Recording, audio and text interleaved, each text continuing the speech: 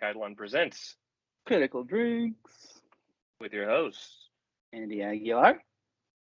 Brandon Brooker, and our special guest today, special episode, special guest. We got Cameron. Cam. Right, Cameron Roberts. Nice. Welcome to the crew. Yeah. Coming all the way down from Florida, right? That's right. Well, St. Petersburg, Florida, out in the Tampa Bay. Crap, I just realized Hell yeah. Florida, Texas, and Oregon. We got 3 different time zones going here.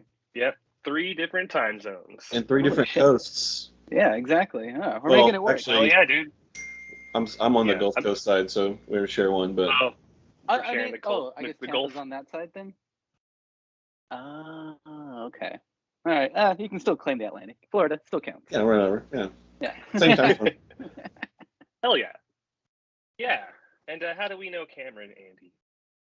Well, honestly, he's played in a lot of our other campaigns as well. I think he was a ninja in our last one. Like, it was like a whole surprise thing. Was an That was our android first ninja, android ninja, then a Yeah. goblin druid. hmm Oh, that's right. We were I think both that's right. goblins on that one, and we didn't even intend to be, but we somehow Yeah, both it made was awesome. goblins for Rise of the Rune Lords. Oh yeah. We That was killed a our lot of motley goblins crew. too. Yeah, it was very much going against our own kind. We're trying to butt was the our- trend. The rise of the Roof Lords. That's right. Roof Lords, dude. Why were we called the Roof Lords? Do you remember? There was like I think I turned into a tree one time and everybody climbed up on me to get on top of a roof, and we were just like hanging on this roof for a really long time. We couldn't figure out how to get off that fucking roof. It was 'Cause yeah, we're it all was way very- too difficult. We're all like very inexperienced players. It was like a 20-foot roof, and we're just like, fuck. I think Hey, that, yeah, man, Matt was uh, getting mad that we were on the roof for so long that he was like getting annoyed by it. Like, I'm not trying to take no damage.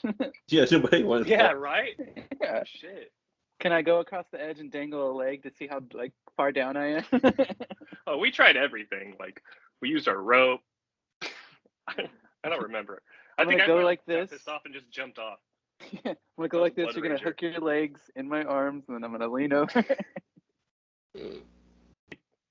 Create like a ladder of bodies. Yeah. I mean, I was Bodies. like, I'll turn into a bird and go down, but like nobody else was like figured out what to do. Yeah. I think there's some enemies on the ground too, or something. Oh, Yeah. okay. We were fighting something. I don't Yeah, know why that we makes got more up on sense. that roof. But we were playing Rise of the Rune Lords, the first Pathfinder campaign. But we were playing it like not with like regular classes like, you know, Ranger, Monk, Fighter, whatever, Wizard.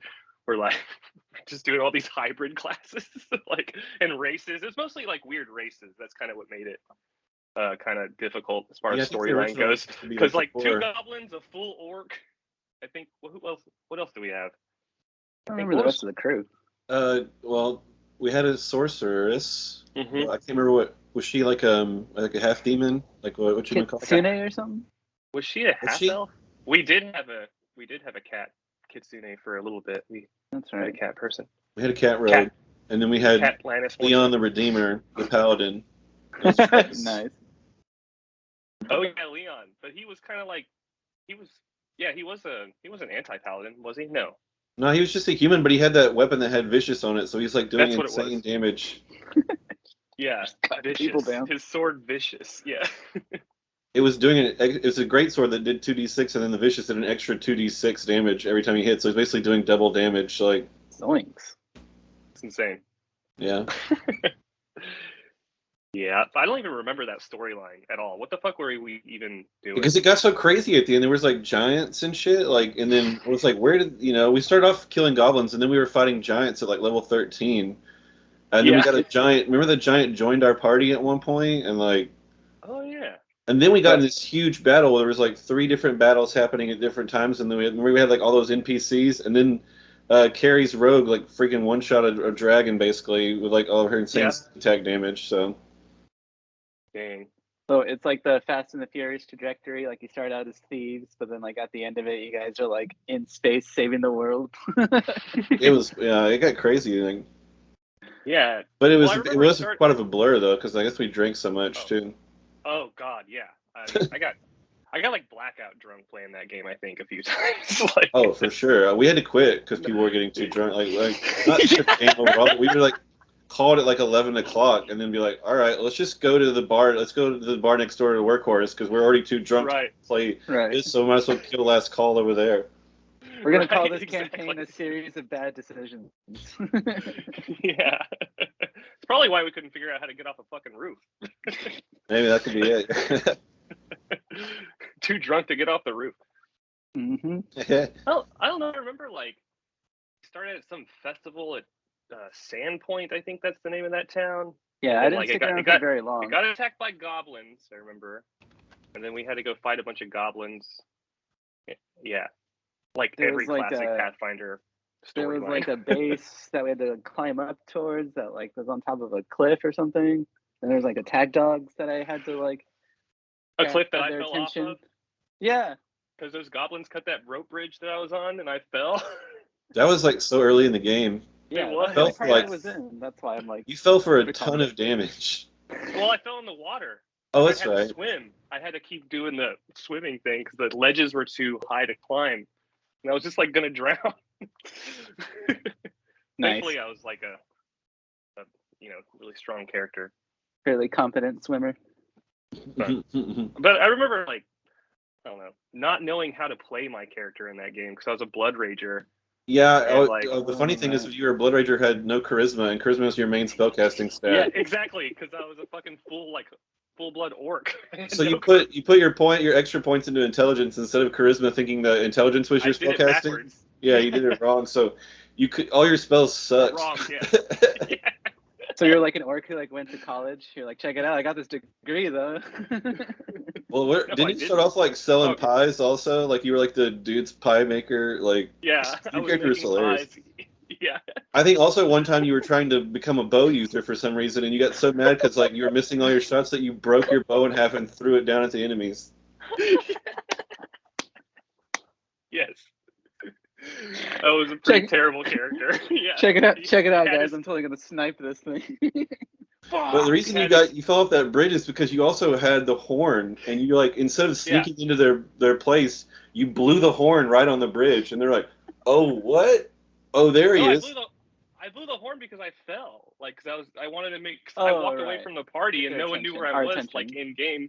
So I was like, I'm down here drowning. I thought you blew it to announce that we were about to attack them, though. Like, I'm pretty sure you did. And then they were like, that I was in trouble. I was saying that I was like drowning. Well, we don't make bad decisions in this campaign. Yeah, right. Oh wait. We'll try.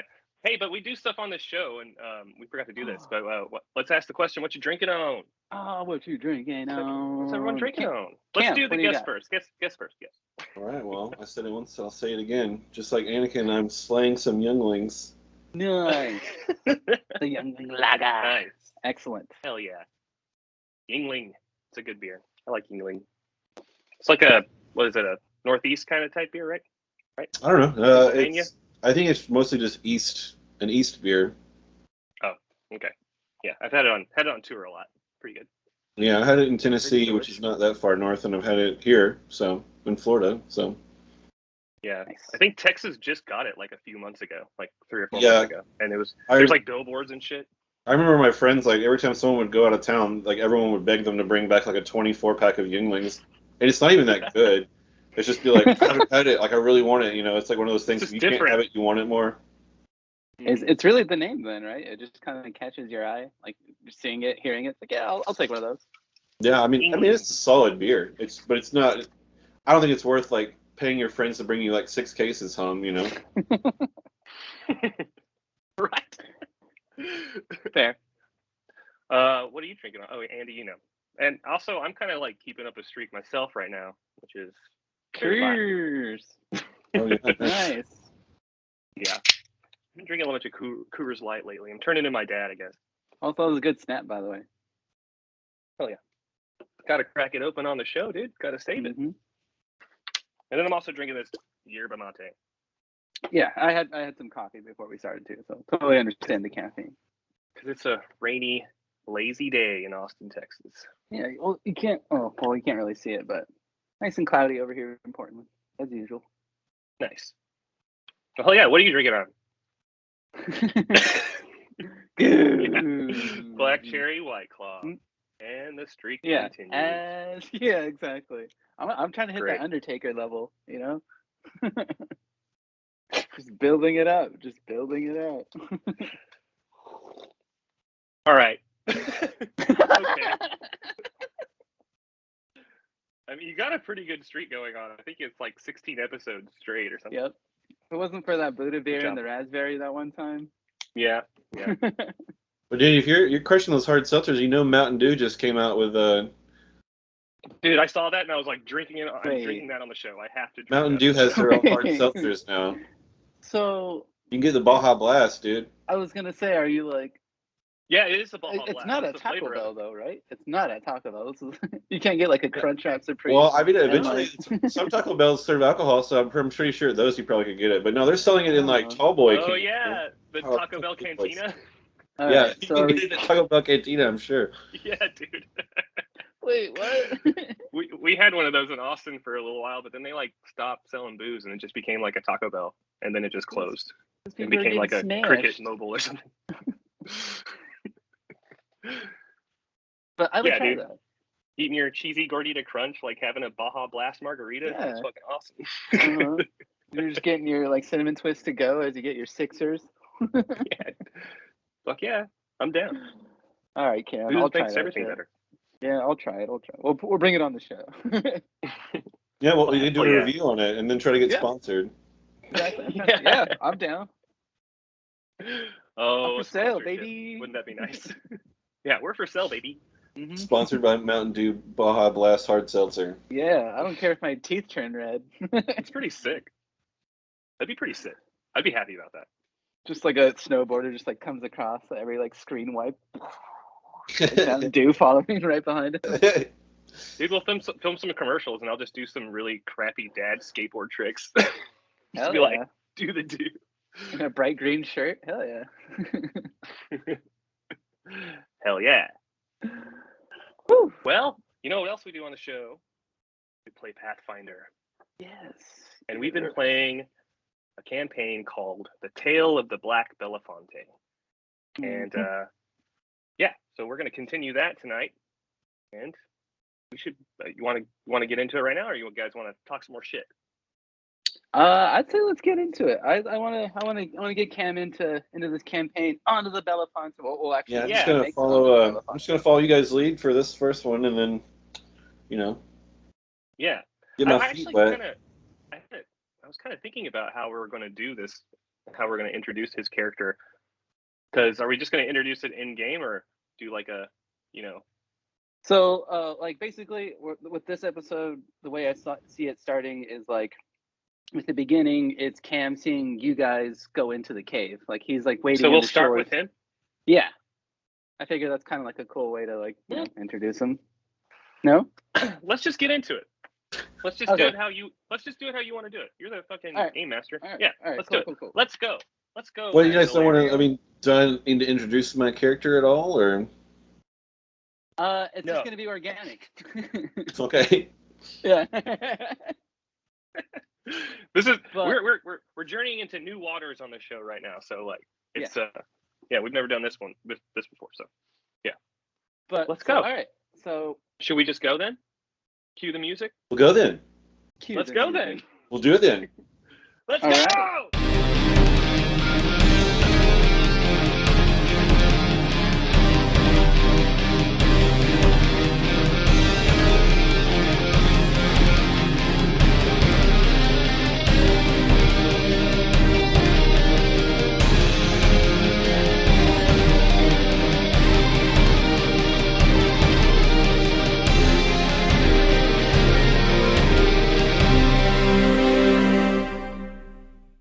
So actually, we're gonna jump right into it. And Cam, right away, just give me a perception roll. All right. Oh shit! You know what? I thought. Okay, here's a d20. Thank God. I was like, I don't have any Dice. dice around me, but I realized that I'm a huge nerd and I always have dice on my table because I Yeah. play too much Magic. All right. Do I need to film this so y'all can prove that I'm not cheating? Oh, I'm trusting you. All right. I rolled an 8, but I have a modifier, of course, because that's how this All right. game works. Of 13, so 21. All right. As you roll, you're 21. You can see that from your hiding spot that you've been, I won't say exactly where you've been, but the black clouds finally dissipate on the island that you've been stuck on for who knows how long. No one really knows other than yourself. You finally see that you can actually, get a better look of your surroundings. And as you swim closer to shore, you see a ship actually like marooned onto the beach, and you see that there's a crew of, well, there's actually a pretty large crew that is assembled on the ship, moving back and forth, patching holes and whatnot. And you can see that there's two individuals who are kind of approaching this door with a barrier in front of it, and it looks like there's some sort of commotion. There's bodies strewn up all around the ground.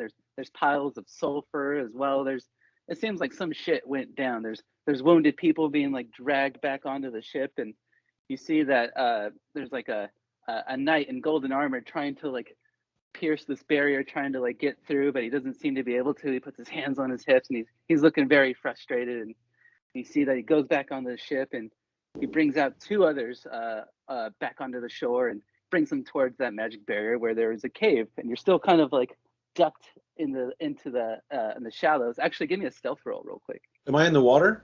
Yeah, like you're in the shallows, like near the rocks, like no one Oh. could really see you just yet. So give me a stealth roll real quick. In the water, I'll probably be pretty stealthy then, because you guys don't know about me, but but my roll is terrible. It's 7. All right, as you do that, you're kind of like looking and you're trying to get a little closer, and you make a little bit of splashing sounds. And I'm gonna roll just to see. Nobody notices. But yeah, as you're trying to get closer, you can see that there is indeed some sort of magical barrier in front of the cave that has, all these bodies strewn up in front of it. And yeah, that golden knight went to the ship, went back onto the sands, and he's brought two individuals who actually seem to be able to pass through the barrier. And it seems like there's another individual who follows them as well. So there's the golden knight just kind of waiting outside, just kind of like with his arms crossed. He's looking very anxious. He's not really sure like what's happening. He can't seem to go through this barrier at all. So from what you've seen being on this island, there hasn't really been any visitors at all. The only visitors that you've seen have been the vampire lady. You don't really know her name or anything just yet because you haven't been inside the cave. I've seen her. But you have seen her take not only members of your old crew, but people who don't know. You just seen her take. I know that was a good one, right? I was in the mid sentence. I had to power through. But yeah, you've seen it's just her basically dragging people into the cave, and sometimes when people come out of the cave, they look more like her. They look more vampiric. They have the fangs and everything like that. And one of your trips in spying on this specific location, you see like someone in like really nice robes with like gold necklaces on and like gold rings, and you can see that he's talking to the vampire like very casually, and you can see that this vampire lady leads him down into this cave as well. This is like previous. This isn't happening just now. This is just stuff you've seen over time. And you can see that rich looking person never actually like leaves the cave. You see him go in, but you actually never see him exit. So fast forward, now this is where you see the golden knight who was in front of the cave before, and you saw the two go in, you saw the third follow, and some time passes, and you see like a door fly open, you see like some people running out and commotion's happening again, and you see that the golden knight actually got some sort of message, and he has like a panic look on his face, and he's pointing to some of his troops, and he's talking to these orc looking shaman folk who are also like kind of like trying to communicate with him, and he seems very frantic, and he's like really, really, really trying to get everything in motion. All of a sudden he's looking at his like papers and everything like that, and he sees the two that went in earlier come back out, but not the third. The third that went in with them doesn't seem to be with them at all. You see there's like some sort of commotion, stuff's being said, and the golden knight actually yells out cuss words, trying to get everyone's attention and really make sure that what's being said is being, the message is being received. And give me another perception roll.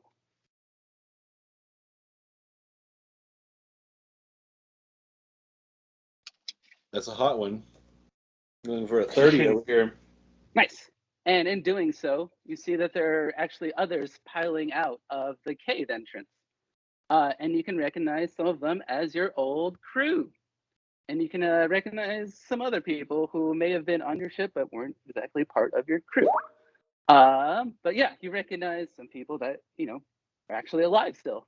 You thought you were the only survivor, but it turns out others made it as well. And there's also a huge, bulky looking, well, actually, you rolled really, really high. So you can see this is an abomination of sorts. It's a flesh golem. It has the head of an elf and like the chest of an orc and like the big left arm of a hairy dwarf and like the stout legs of an orc. I couldn't think of anything. I know, I was like, you say he's big, but then you're like throwing on like dwarf parts. I'm like, these are kind of small parts. You better have some more big parts in there. He's not gonna be that big. Yeah, I kind of put myself into a corner. Like a baby arm. Yeah. Yeah.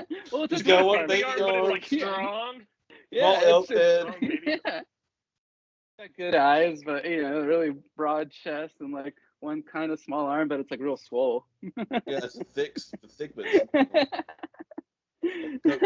But yeah, and you can see that the knight clad in black leaves with two other knights as well as the flesh golem, and you see that he separates from the group and goes inland with the orcs.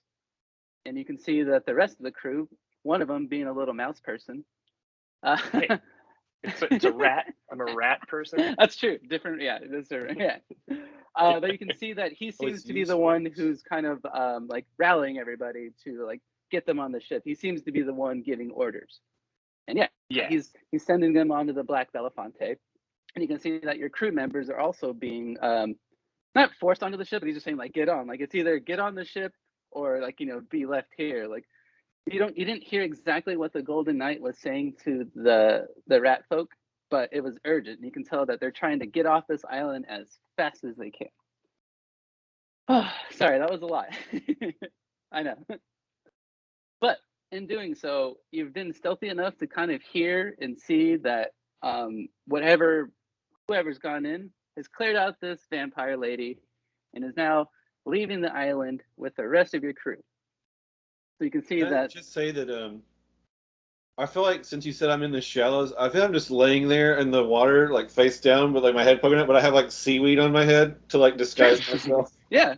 Yeah. I'm just like covered in seaweed, and I'm just like poking my eyes out. But yeah, after all this time, finally someone has come and freed the black clouds for you to be able to actually see and get a better look of what's on this island. And this is the only ship you've seen so far to enter and is actually leaving. This may be your only meal ticket out of here. All right, good to know. And in doing so, you also saw that there are two specific officers that tried to leave the ship, but the captain of the ship basically told them not to, but it was agreed upon that the rest of the crew that Brock Brutus needed some protection, so that those Imperials, those Chilaxians, it's probably a better idea. They showed extreme loyalty to Brock Brutus, and Fritz is basically like, fine, whatever. You want to help that fucking asshole? Go for it. Yeah. Something along those lines. So you can tell that he seems to be a fair captain, but also he doesn't deal with some bullshit. So he just said, fine, get off my ship then. Take care of Brock. We're outie. We're outie. So we're all on the ship now, like so as far as like we're getting on the ship. Fritz, you're kind of like like getting everyone onto the ship, making sure everything's all good to go. You're seeing that you don't get a good look of everyone that's coming onto your ship that you freed from the cave, but you're kind of like trying to like see if like you're counting like, oh, okay, we rescued I think like a certain number. Like, is that okay? All right, I think that's everybody. Mm-hmm.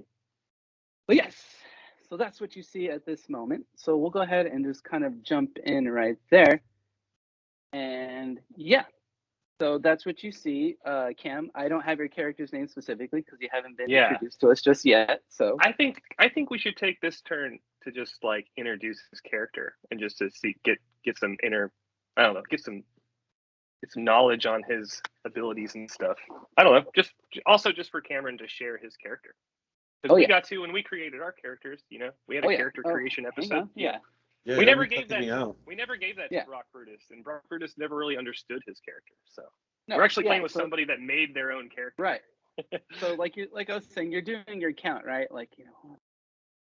And you can see that one of them is actually like stopping as everyone else is like getting onto your ship. And you can see he's kind of like looking around, and he says, "Was there another large one that you guys found in the caves? Anybody else?" I'm not talking about that weird whatever that was. That's not what I'm Who's saying thinking this? of. From what you can tell, Cam, this is a fellow crew member of yours that's talking to Fritz, and he's kind of asking if there was another larger member that you guys have heard. I recognize it. Is it Hobart? It is Hobart. Oh, awesome. And he's got a little monkey on his shoulder, right? Indeed, he does. And you can see Fritz on his little belt. He's got weapons, but they aren't, your common weapons. They're like a cleaver and like a little dagger pokey thing and a little prongs and stuff. You can see he has like chef's tools around his waist. Oh, nice. This Hobart guy? Hobart, yes. Oh, cool. Oh, that little monkey homie. Cool. So he's like, okay. I just tell him that no, I haven't. I'm trying to get a good number of the crew myself, but I haven't seen any big fellas. Because when I washed ashore, when the whole crew washed ashore, there was one who got away. There's one of us who got away, and if I know him like I think I do, he's still out there somewhere. Well, we should go find him. Can I hear this? Gave me a perception roll.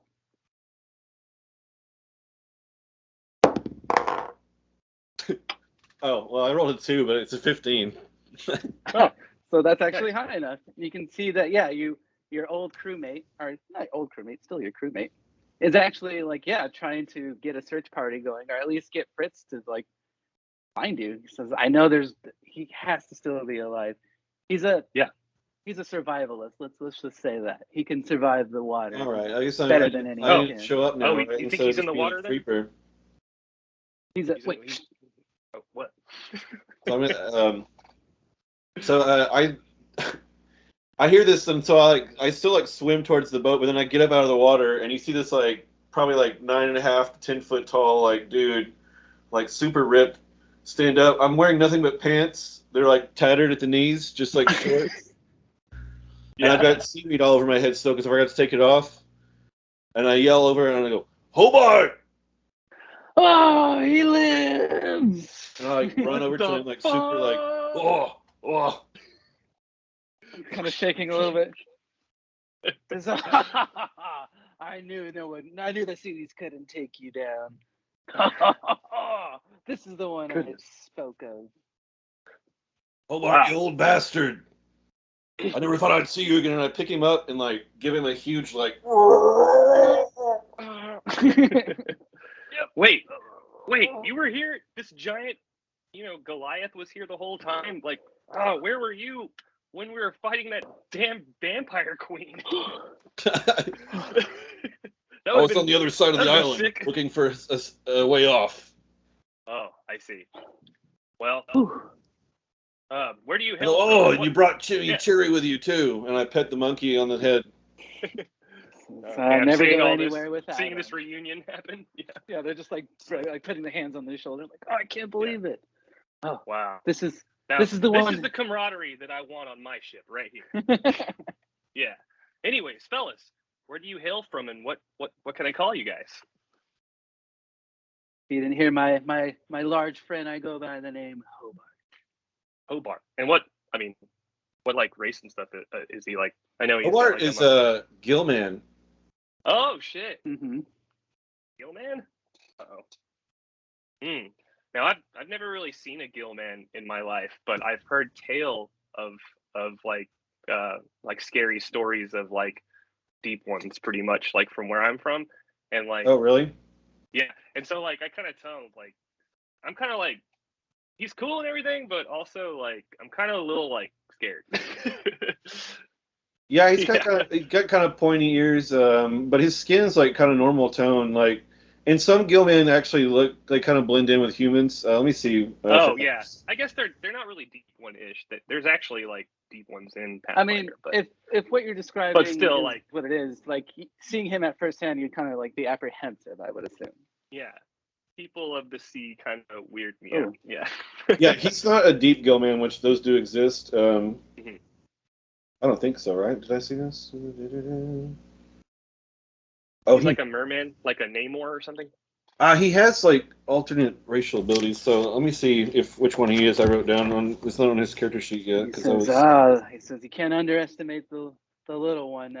Pardon, Captain. I actually never caught your name. As you're talking to Fritz. Yeah, I'm Captain good? Fritz of New Bastion, but Says, now I'm Captain of the Black Belafonte. And He says, a fine ship you have here. Permission to come aboard, Captain. Well, of course. And also, you're a cook, so yeah, we need one of those.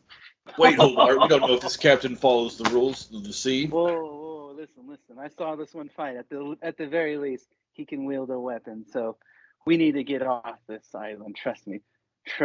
It was. Oh, we just need to get off this island. Hobart, wait. I gotta know. One, where do you hail from, and what kind of, what's your big friend's name here? So I just got a little hasty there. I haven't been free in so long. The air, the sun, it's overwhelming. My bad. Yeah, it's okay. That's fine. Well, what's your name, big fella? I'm Ondot. Ondot? Ondot. Ondod. Yeah. Ondot. Captain Fritz. Yeah. You can come aboard. Are you? You're small, right? Yeah, I'm small. I'm trying to shake your hand. Little tiny. We need a new captain. Yeah.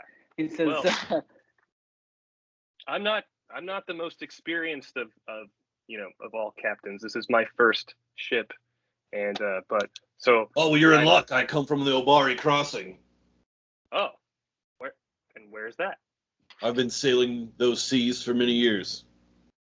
Oh, good. So you have experience. You know, transporting Garundi goods, some Vadranis occasionally.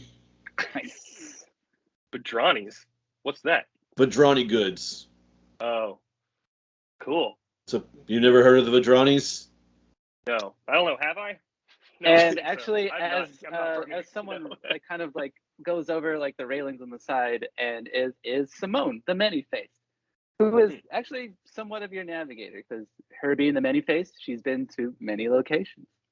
And she says, we actually haven't been that far south. We've only been north of the Mwangi Expanse near Chilaxian waters. We actually haven't ventured that far down south, Captain. Yeah.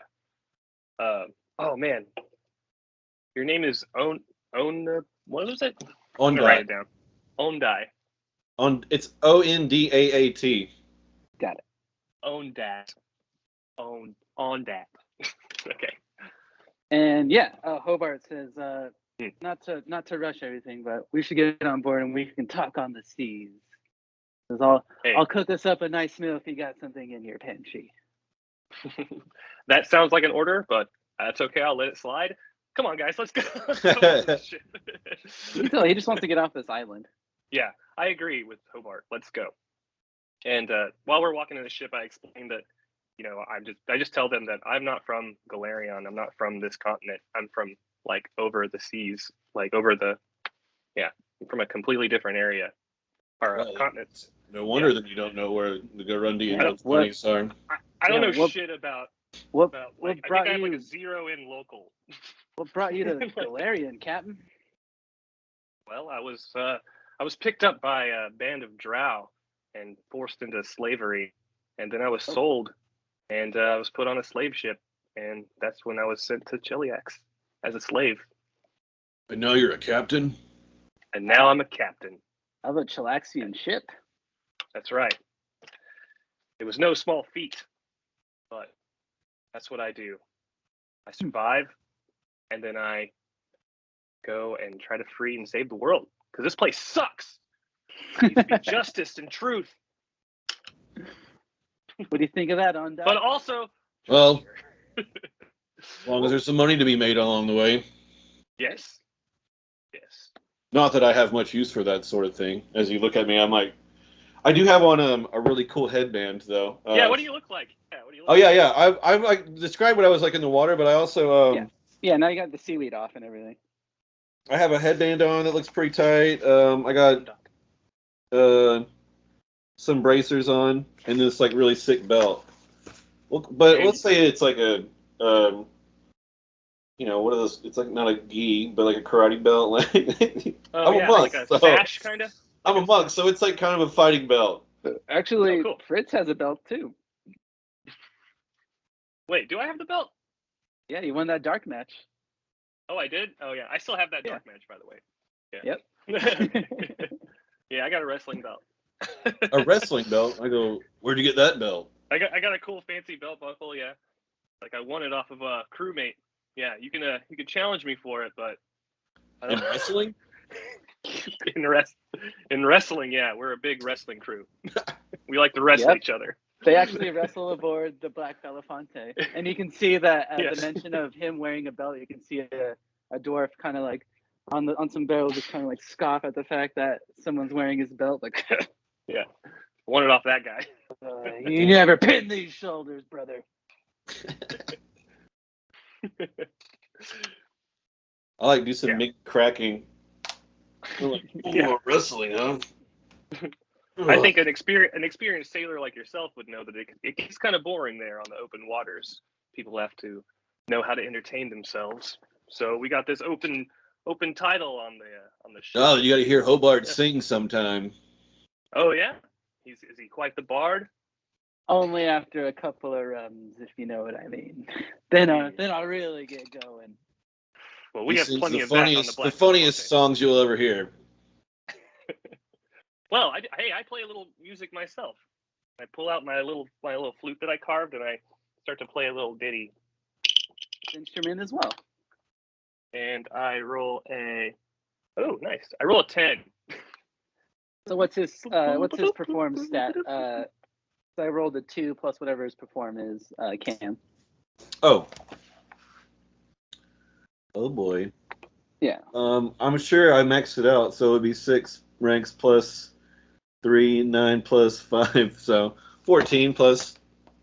So he pulls out his instrument, and it's a little out of tune, but he can still he hears your song and he plays with it as well and kind of jams with you, as he is also a bard. Nice, hell yeah. You can kind of feel your spirit's uplifted as he starts to kind of play his song as well. He says, a fellow musician, I like this one already. Nice. Yeah, we had a musician on board once before too, back in the day, but yeah, that didn't. Anyways, that's a different story. You're way cooler than that, dude. So you've had some rough adventures on the sea, huh? Yeah, Fritz is thinking of Icky George. Icky George. And the fate of Icky George. Yeah.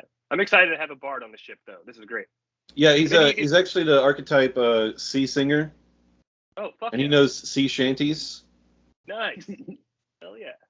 Maybe you can teach me a pineapple under the sea.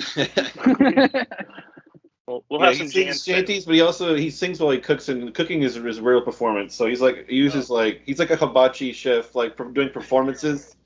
Oh, that's and awesome. He has to throw anything feet, so he throws food into your mouth in combat. Nice. Mad support. Yeah, hell yeah. Well, won't be a lack of entertainment on the boat then. This is awesome. Hell yeah. Well, anyways, we gotta get on the open water. We have to go sail these seas. And you see, and after you guys kind of have a little bit of a talk, you can see that Simone comes up, being your navigator, and she says, judging by the maps and everything that we've seen, there's actually some Chilaxian loyalists near where we left. So we need to get away from here as quickly as possible. We need to head west and then south, actually towards the Mwangi Expanse, just away from Chilaxian fleets. Okay. So if we go south and anywhere east, that's towards Cheliax. So we need to go south and then west a bit to kind of avert any sort of attention from them. So, I'm obviously trying to get back to my continent. Yes. But I'm not sure exactly. Like, I'm just gonna have to ask you because I don't know the map really. So, where is my continent? So I'm gonna allow for you to decide that. no, basically, so if from where you guys are at, if you keep heading west, you will eventually get to your continent. Like it would just be like a long journey, and you guys would just need to stock up on supplies to make it. Okay. Currently, you guys don't have everything you need to make that journey, but if you were to stop, supply up, and then take your ship across, you totally could. Mm-hmm. Okay, so we need to go. This is like Simone telling you that, like, we don't have the supplies for it now, but judging by the charts and everything that I've read, I don't know exactly the distance, but it is possible, especially with the crew we have now, especially with we have a cook again. This is awesome. Yeah, right. I love this. I'm excited too. Gotta have a cook. I haven't had a good meal in a long time. Quite a bit of loot that we hadn't looked at, Captain. That's true. Maybe we should do inventory. Definitely. We should get on the water and start to count or look at this treasure a little closer and see what we have. Agreed. Come on, Ondot. Ondot? Ondot. You don't pronounce Ondot. No, we don't pronounce the T, right? Ondot. It is a T. It's hard. Ondot. It's a hard T. Yeah. Ondot. Come on, Ondot. Let's go. But yeah, as you're doing that and like leading Hobart and yourself to the lower decks to where all the treasure is at, you can see that Python kind of not squares up, but kind of like walks up to Ondai like, "What's going on, brother? I see a fellow grappler is on the He's a ship dwarf. now." He's a dwarf. He's a dwarf. He's a dwarf monk. Yeah. I like tower over him like, "Oh, you're a grappler?" Well, let's get this straight. You're a human, right? Like you look human, but you look just like a. I look human right now. Yeah. Yeah. As far as you know, yes. Human. Yeah. Well, we didn't really determine race exactly, but I mean, just seeing what you look like. Yeah. He looks up and he says, "The bigger they are, the harder they fall." I go, "You want to go?" And he does like the grab thing. So do a D20 plus your strength. Oh shit, we're having a match right now. All right. No, they're just kind of doing like just like 18. Grabbing each other's arms. 18 overall. Yeah. Oh, nice. He rolled a 17, so you're kind of like. You look pretty strong for a little guy. You can he pulls his hand out like, "Oh, this one's got some meat on him." He says, "Oh, our time will come, brother. Welcome to the crew." But yeah, he just wanted to see how strong you are. It wasn't hostile. He just likes to. Oh yeah, no, I got that. Yeah. That's what I was like. I was gonna see if you wanted to do a full-on arm wrestling match, but we have time for that later. I go by Python, brother. Python, huh? Is he kind of Python? Yeah. I walk up and like I see you guys. Well met. Yeah, they just did the programs real quick and then released, and then they're good. They're good. They're friends already. The predator handshake. Exactly. Yeah. Yeah. Hell yeah. And as you guys are walking, and I tell Ondot that like you can trust this guy. He's Python's the shit. He's the brother. The brother? He's the brother. Ultimate He's brother. the brother. Yeah. He's the ultimate brother, dude. Yeah. Yeah. That's right. But yeah, as you guys are like butting up with Python and everything, there's someone else below decks who's not as welcoming and not nearly as in a good mood, and it's a black crow figure. It's Blade. It's the Tengu samurai. Yeah. And he actually just walks up to Fritz and kind of like whispers into his shoulder real quick. Permission to talk to you inside your quarters later, Captain. Yeah, sure, Blade, no problem. And he just walks up deck. I wonder what that's about. Anyways. Yeah. Yeah. And you guys can walk towards the treasure room. Like, that's Blade. He's going through some shit. He's a Tengu samurai with no katana. Yeah. We gotta find one for him. Hey, maybe there's one in the treasure. I don't know. Who knows? We haven't looked Who through this knows? treasure. As you're walking past, there's also kind of like a little medical bay, kind of just a spot where you just have like some of your injured, and there is Dante still basically just out of it in his little cot. He's not like in any worse condition. He just hasn't woken up. Is he gonna stay with us, or did he want to go? I tell. Well, he had a run-in with the vampire queen, and he's dealing with like a little bout of vampirism, but he's still coming to terms with it. It's not what you think. He's not gonna like turn into some monster. It's something different. It's I do one of these. Yeah. Let me see here, and I put my hands on him and I do a heal check. It's like, oh, this is, who are you? Just so I see what's going on. I only roll an 8 though, so. You put your hands on his skin and like it's really cold and he's really clammy. Oh, this guy's sick. You can tell it's no form of seasickness, that he is indeed a Dampier. Yeah, he's caught in between. Yeah, vampire and human, I think. And as he came over, he had like a little book he was writing, and he like puts it under like his pillow and he kind of rolls over. Yeah. And I asked Dante, like, Dante, man, how you feeling? What's going on? How can I help? What's the deal? Tell me what's up. Because everything is darkness now. That's all I see. That's all I am. He's emo. I love it. I play him a little song. I play him a song. I play him a song on my flute. I'm going to start using my flute more. That's what I did do a lot. Perform. Yeah. I'm going to try to perform to try to cheer him up. All right, so I actually rolled a 19. And I play, go ahead. Yeah, I play him. I actually play him like sad but uplifting tone, like a kind of Nice. So I'm trying to like dirge. kind of a dirge, but not a dirge. Not like that's not. I don't know. It's kind of like melancholy, but then at the end I kind of start to hit the major notes and kind of like start to cheer him up. I kind of use the magic of music. So you play some Bright Eyes. Yeah, exactly. Yeah, I just play Bright Eyes. He is into it. But you can see that he kind of like I play him a bowl of oranges. Yeah, I play him that. But you can tell that like the haunting melody is actually soothing him, and he does appreciate it. Hell yeah! I say you get better, man. He says, I'm just coming to terms with everything, Captain. It's a whole new world for me. Then I play him a whole new world. And I rolled a 21. A whole new world. You can see that he like starts to like write more in his little book. Cool. Says, Yeah. It says where there is darkness, there is also light. So thank you for that, Captain. I'll figure this out. I'm not sure exactly where my path lies. Yes, the light shines in the darkness, but the darkness does not comprehend it. But maybe you should just work a little harder on trying to comprehend it. Yeah, he thought he was going to be a paladin, and now he's not, so he's figuring shit out. Cool. But on that, you can see that there is a motley crew. This is a whole bunch of, different types are on this ship. So I think this might be a good spot for you.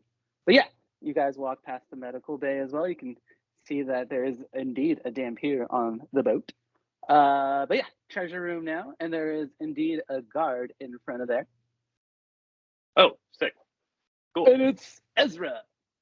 Ezra, what's up? How you feeling? She says, just looking after all this treasure. I gotta admit, there is some.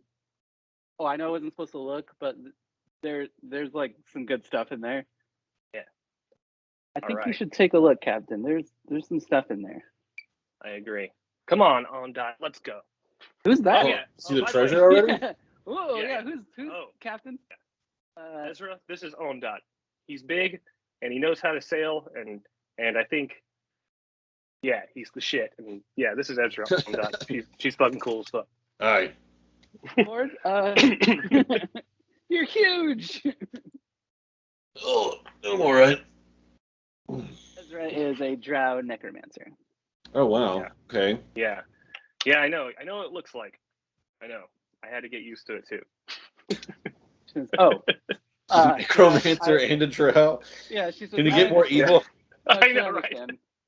I mean, to be honest, Captain, I know you know the story about why. I've told you, but I became a necromancer to try to bring my dead husband and son back to life. In my culture, if your male partner dies, you move on and find the next one because that just means they were weak. That's not how I felt personally. So I resorted to necromancy to try to bring them back, and I was exiled. So yeah, I know we're a bunch of emo kids on this ship. Yeah, totally. It's an emo boat for sure. But yeah, so, that's why I am who I am. But no fear for me. Trust me, I won't. Yes, I'm not gonna do anything. I trust. She can be trusted. This is who's and guarding your her treasure. With my life. Yeah, seems. Don't you have anyone better than Ezra? She says, "Yeah, and him." And there's like a skeleton with like a rusty sword next to him as well. Like, yeah, it's two. You always have two on guard duty. Yeah. I trust her with my life, and she's very powerful, and she's a valuable ally. So. And she grabs the skeleton and moves his mouth and says, "And so am I." And she's kind of funny. She's got jokes. She's got jokes too. I mean, you can see that. And who's this? I shake the skeleton's hand.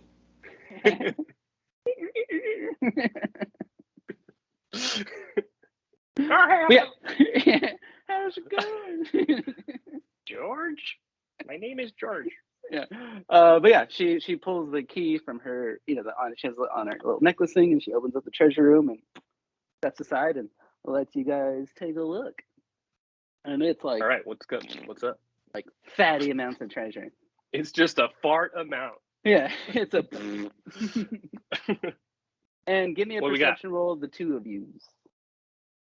Actually, roll for Hobart as well, Cam. All right, I got a 20. Yeah. Hobart. I got a 16. Okay. I'm waiting to hear the other rules too. Hobart has a 20. I have a 20. Nice. In there's actually some of Hobart's cooking gear. There's like a suitcase or like a box that has like leather straps that has little initials on. You can see he sees it right away and he pops it open and all his little cooking stuff is in there. Oh my! Yeah, never mind. I was doing the wrong voice. Yeah, he had all his basic stuff on him, but all his little spices and all his little specialty items are like there, and he's like looking through them and he's just making sure everything's good. So he's preoccupied for a second. So what'd you roll on Dot? 20. And what'd you roll, Fritz? 16. Okay. So first off, on that, you see like basically not exactly what you're wearing, but there's like stacks of like linens and stacks of like clothing like off to the side that it just seems like it's just like different sizes and different everything like that. So the rags you're in, you can definitely change those out and everything like that. You can also see that there are like in a pile on like a little cake dish is like a bunch of rings of protection. So you can definitely like pop one on each of them. You see there's also you said he rolled a 20. There are also a bunch of potions there as well. They're kind of like neatly racked up, and you can see that there is a rack of 3 and a rack of 3, and on the top rack are 3 bull strength potions. Oh. Nice. I find those and they go, you mind if I take these right here? Of course, yeah. Because you did, unbeknownst to you, it was an alchemist's lab. That's right, yeah. Yeah. I start to tell Ondot that. And take what you need. And I'll do the same. And then everything left over I'd like to have an inventory of. But yeah. Like just kind of like a boat inventory. Like I don't want it to be really like on me, But that could be, we don't have to like go through everything, but what? Oh, don't worry. I'm just giving you specific things. 2 of the same ring? Yeah, like 2 rings of protection. Okay. Well, I only need one of them because I already have one on. So. Oh, cool. Nice. I forgot about that. I toss one to Hobart, I guess. Sure. Hobart puts on a ring of protection. Yes. Excellent. So, Fritz, you can see that there are like papers and scrolls that also have that same symbol that your whip has on it. Oh, okay. Like scrolls? Yeah, like they're bound up, and on them has like a wax seal of the same symbol that was on your whip, but they're broken. You can tell that whoever's read these has taken a look at what's on the inside. Okay. I kind of open them. I open one. How many are there? There's like three. There's three. Okay. I open one and it just kind of glance over it just to kind of like, and it's just like, to see exactly what they are. And it's like notes and formulas, and it mentions something about like a spark and like a blue lion and finding access to another plane. Plane as in PLANE. Okay. And like trying to capture the eye, like something you have, something like you're reading along, that you have a scene written down multiple times, and the location of Hermia comes up multiple times. Hermia. Yeah, HERMEA. Hermia. Location. Interesting. Hermia River. Okay. But okay, so this Hermia, and that's just one of the scrolls, or is that all of them? That's all like on one of them, like location, Hermia, something about finding the eye or like capturing the eye, something about a flask, something about the physical can't make it across. Like some of it is just kind of like writings that are pretty clear, and then it's just kind of like worn out, or like fire, or just ash, or just whatever's gotten to it. Okay. Hermia. Can I determine if Hermia, should I roll to determine? Yeah, if you can roll a Hermia navigation. Or I guess knowledge. My bad. Yeah, knowledge of like, is this on? Since it's also obviously talking about other planes, is this on our plane? So which one are you rolling for specifically first? I want to try to see if Hermia is on our plane of existence. So roll that for knowledge geography first. Okay. Or would it be planes? There is a knowledge planes. Okay. 12. No, I got a 14.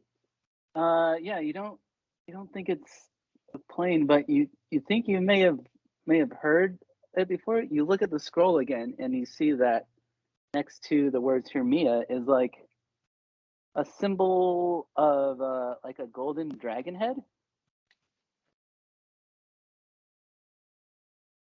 Okay. And in your memory, a little flashback pops up of the rich-looking person on their necklace was a golden dragon's head. Because you actually rolled really high when you rolled perception to see that person last time. Okay. What the fuck? And you know that rich mofo has some sort of connection. Well, then he would have more knowledge about this. Hermia. Capture the eye.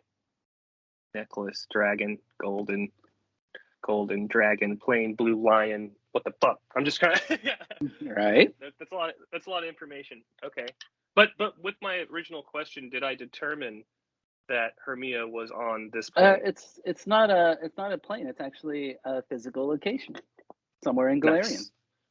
In Galarian, cool. And well, that's interesting. Oh, do you take a look at any of the other scrolls? Yeah. I take a look at. The other one you open up. Go through them. The other one you open up, it's just basically like a rundown of how to make a flesh golem. All the ingredients, what it takes, little side notes. Okay. You can tell that it's the exact recipe that guy used to make meat. Yeah. Wow. Okay, cool. All right. And so then I'll pop open the third one. And it's a wanted poster. Okay. And it has wanted Dead or alive, Fritz Greyhouse, captain of the Black Belafonte. But it has a question mark as far as what you actually look like. No one's actually sure. Why and how? As it seems like whoever was trying to smear your name. I wonder why. How Who could they have knows? even heard of me? How could they have Right? even No heard one of even me? knows you're here. No one even knows. Right? Hmm. Well, obviously that fucking asshole does. Alchemist guy. But yeah, also, Anyways, there is yeah. a substantial amount of gold. Yes. 50,000 okay. gold. There's 50,000 altogether. Okay. Yes. Feel free to split that amongst the crew however you feel. Holy you wanna do smokes. that. Yeah, it's a pile. Well, I'm gonna distribute it evenly just right now. Yeah, you can do that at whatever point you Yeah. feel necessary. But yeah, you have a hoard of gold at the moment. Okay. Yeah. And I just look at Ondot and what was his name? Fucking Hobart. Yeah. And just like, see this right here, this gold right here? This is ours. Even Stevens. That's how I run this place. And give me a perception roll on that.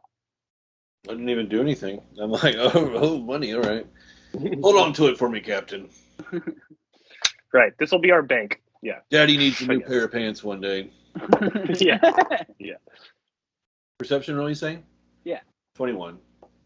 And like you see that some of the scrolls that Fritz have opened up, and one of them, you recognize that there's like a dragon head on one of them, and it's of the location of Hermia. Not much is known of Hermia, even though you are a local. The only thing you know that on this specific island, they're basically attempting to create the perfect human race. Oh. And beyond that, no one really It already knows. exists. Yeah, no one really knows beyond that, as there's not really much information Perfect on human Hermia. already exists. God. Yeah, and I actually do. Yeah, I take a. I get. Well, did he look at that scroll? I'll take it over to him and be like, and ask him. It's like, do you know anything of Hermia? Turn to me. Yeah. Does this? You This need to ask alchemist, Hobart. Hobart's been around way longer than me on the ocean. Hobart's like 55 or 60 years old, by the way. He says, Okay. well, yeah. And he also has a tons of knowledge, skills. let's see. He's going to roll. Cool. Oh, he rolls a natty 20. So he actually Nice. does know about Hermia. Okay. All right. Yeah, well, I show him all these scrolls, and I start to talk about, like, I start to ask him these questions. So he says, Also, I tell him that, like, obviously this is where the alchemist is from and got all this stuff. Maybe, or the alchemist, the one who was experimenting on everyone else. yes, yeah. Hermia, they're the elite of the elite, if you will. The 1%ers trying to make everyone perfect. Those types where everyone's fine the way they are, but they see us as imperfections. They're trying to smooth out all the rough edges, if you know what I mean. Other than that, not everyone is really allowed on that island, especially pirates like myself and Ondot here, and as well as yourself, Captain Fritz. But they do all kinds of weird stuff. They have ridiculous amounts of money, so they kind of control whatever happens there. No one really asks any questions. That kind of place. Is Real it a big privileged place? types. Is it a big city? It's really the only thing between here and whatever lies beyond west. So if you're coming into Galarian, you really got to go through Hermia first. Nothing comes through into Galarian without Hermia knowing about it. Weird. Yeah, and that's where this guy is, like, retreating to. That's what I figure. Like, that's where he's going. He said he was That's That's what I'm gleaning. He was. But do we have to gold. chase this guy? I mean, should we get revenge? Is that the goal here? Well, I adhere to the captain's orders, as he kind of like bows, like that's not my place. Exactly. I'm really not in the revenge business. I'm in the going home business, but I'm also in the looting business. Well, and also, I'm in the sailing and being a pirate business, so exactly. no home for me other than the sea. Yes. Right. All right. Yeah. Give me For perception. now, I'm in the captain business. I'm in the pirate business myself, but I'll do perception. I got a 22 perception. Give me a perception as well on that. 28. You hear as you hear a large splash and the sound of cannon fire. What the fuck? We're being attacked. Already? That was quick. Yeah, I know, right? Get your crew together, Captain. Yeah, everyone get together. Get in your positions. I'm running up on deck and I'm shouting at everybody. I'm going to roll. Say, What should I Captain, roll? quick! I grab the captain. I go, "Who's the first mate?" I don't have one. Oh God, shit! we're gonna sink. This ship's gonna sink. Ondot, look at me. It's you. Right now, it's you. Let's go. As you guys are like heading back up, Ezra's like, "Oh shit, something's happening." As everyone starts to like head up decks. I go, Hobart, follow me. These men don't have their sea legs yet.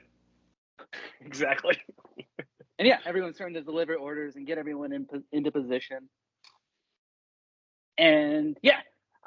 Should I do like diplomacy roll or anything like that, or roll for it for my orders, diplomacy, or however you feel you want to deliver your orders? we'll just direct and, you know. I mean, for you, I always assume it's diplomacy, right? Right. Exactly. Yeah. Yeah. All right. See how well everyone responds. Oh, I get a 20. Yeah. Yeah. Everyone responds pip pip to your orders. Mm-hmm. Okay. Cool. So basically, you're just telling everyone to like all that. man your positions. We don't know exactly what's happening, but like we just need to see what's happening. Mm-hmm. So you're getting above deck, and give me another perception roll. Ooh, I got a 28. Nice. So you guys are now into the open waters. You're heading away from the Chilaxian nations and everything like that into the open sea. And now that you guys are now into the sea, you can see that there is another pirate ship hailing you guys. But they're giving you like the signal of like just trying to like get your attention. They don't mean any harm or anything like that. They're just trying to like say like, no, yeah, exactly. They're just trying to get your attention. They specifically shot wide, but you can see that they're putting up like a hail sign. So how do you respond to this? Hold on a second. I go, it's just a communication shot. Nothing to worry about, Captain. Yeah. I look at Ondot and I say like, how do we communicate back? Is there some kind of like code we can do or something? What flag do we see? Oh, that's a good question, actually. And since you did actually roll fairly high, you can see that on the flag is like your normal skull and everything like that, but it has like 2 daggers below it and 2 daggers on top, and it's like it's basically like a thieves guild symbol. So me and Hobart, or one of us, would probably recognize that, correct? We've been pirating for a while. Yeah, these are like the thieves of the sea. Obviously pirates are somewhat thieves, but they're specifically like I know, but they're like like rogue pirates. I know it's like redundant, but yeah. Yeah, I was hoping that me and Hobart are trying to become like pirates, where we only like rob other pirates after they rob people. But yeah, you can tell that these are indeed like a specific like thieves guild navy. Like it's their naval branch of the thieves guild, like out on the seas. And you can see that they are trying to hail your attention, and try to like get some form of communication with you. Like they're trying to like hail you, and you can see that their captain is like at the rails, trying to kind of like wait. Hold on, wait. So I look at Ondot and I say like, friends of yours, that's no, not friends, but the ship's in too bad of a repair to escape them, so it looks like we have to talk to them. That's true. You have been able to mend the ship. Wait. Isn't at 100%. Listen, Listen, I can. How far are they away? They're still at a distance, but they are heading towards you. So I can send them a telepathic message, but I can't receive anything back from them. But should I send them a message? I guess it's Are you asking I'm me? the captain. I'm the captain. I mean, He's confirming. Like so, he's saying, like, this is my plan of action. What do you think, first mate? Yeah, exactly. all depends on what you want to say, Captain. So you don't recognize them? You don't lock up the treasure room. As Ezra actually goes down and listens, and you can see she actually went down and she's doing her biz. Yeah. So I cast message, which is a cantrip, to the captain, and I just say, Captain Fritz. No, wait. I say, we are just passing through. Why are you firing cannons at us? Cool. So you send your message. Yeah. And it's being sent. You can you see that the captain kind of acknowledges something, and he goes and he whispers something to somebody, and they go up to their mast and they pull down their flag and they put up another one, and it's a Chilaxian flag. Oh fuck! And you can see that they aren't attacking or anything like that. They're actually trying to hail you. I send them another message. No, I don't. No, I look at Ondot and I say, it's the Chilaxians. They don't seem to be hostile. I don't think we should. Out of character, are the Chilaxians mad at you for having one of their ships? Or they think that you're Chilaxian? Are you Chilaxian? Yeah, this is a Chilaxian ship. Yeah, we're wanted by the Chilaxian Navy, pretty much. And as far as the last message that was sent out, it was that the Black Belafonte was destroyed, and that there's basically Captain Fritz is no more. Basically, dead, so. There's gonna be trouble, Captain. And that's the what ship I is think coming too. closer. Also, Closer. I jump off the other side of the ship. Whoa! And as you do that, but I don't want that. Anything before you do it? What? Do you say anything before you do it, or you just jump in? Still free play, so you can technically jump in. Don't worry, Captain. I got your back. And I just dive off the other side into the water. And you see Simone look at you like, okay. But when I get into the water, I go under, and then I use my action. And as you jump in, there's actually a second splash right behind you on that, and it kind of looks like a dolphin, but it's white. It's basically nice. Simone's Eidolon. Oh, cool. And she sends it into the water with you, and she can basically see what it sees. So it's just basically there to help you on whatever it is you're doing. They don't know exactly, but they want to have eyes on what's happening. Are there any other animals in the water? Give me a perception roll. I'm gonna just pretty much. I'll let him go first. 31. So there are some fish and stuff, and there is an octopus within range. Oh. And it's just kind of Okay. I use charm animal on the octopus, and I just have it on me. As it starts to swim away, it swims back, and it just. Oh, let me put it on my back or whatever. So he's gonna hang out with me for a second, and then I basically turn my legs into fins. Nice. And I grow gills. And and Simone's face is changing constantly, what?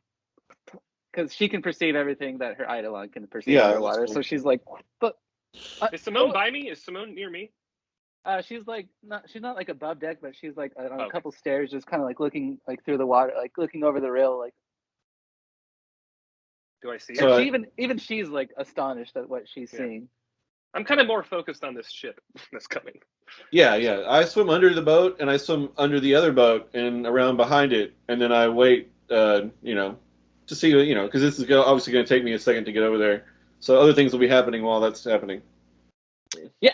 And so as the ship comes closer, it's actually can I I'm gonna send a message first to the captain again, Sure. and I just send not in a million years, like turn around and leave, and let us pass. That's just like what I like send in his head, and then I turn around, I just start preparing everyone, like get on the cannons, get the ladder hooks, like we're about to fucking fight these guys. As you can see that they were close, you can see that they're actually like bringing up treasure. Yeah, they're like putting up like piles of treasure and like putting it like on the decks, and it looks like they're getting ready to bring it across. Oh. And there's like a look of confusion on their face, like. Wait, hold on. You can see like the captain's talking to his first mate, like. And yeah. Are they? How close are they? Can I yell out yet? So at this point, they're like. No, I'm just like ready to. Yeah. But everyone's still on the ship ready to do some damage, though. So yeah, I'm just like, I'm suspicious. That's all I'm saying. But yeah, and I say, what is this all about, Chilaxians?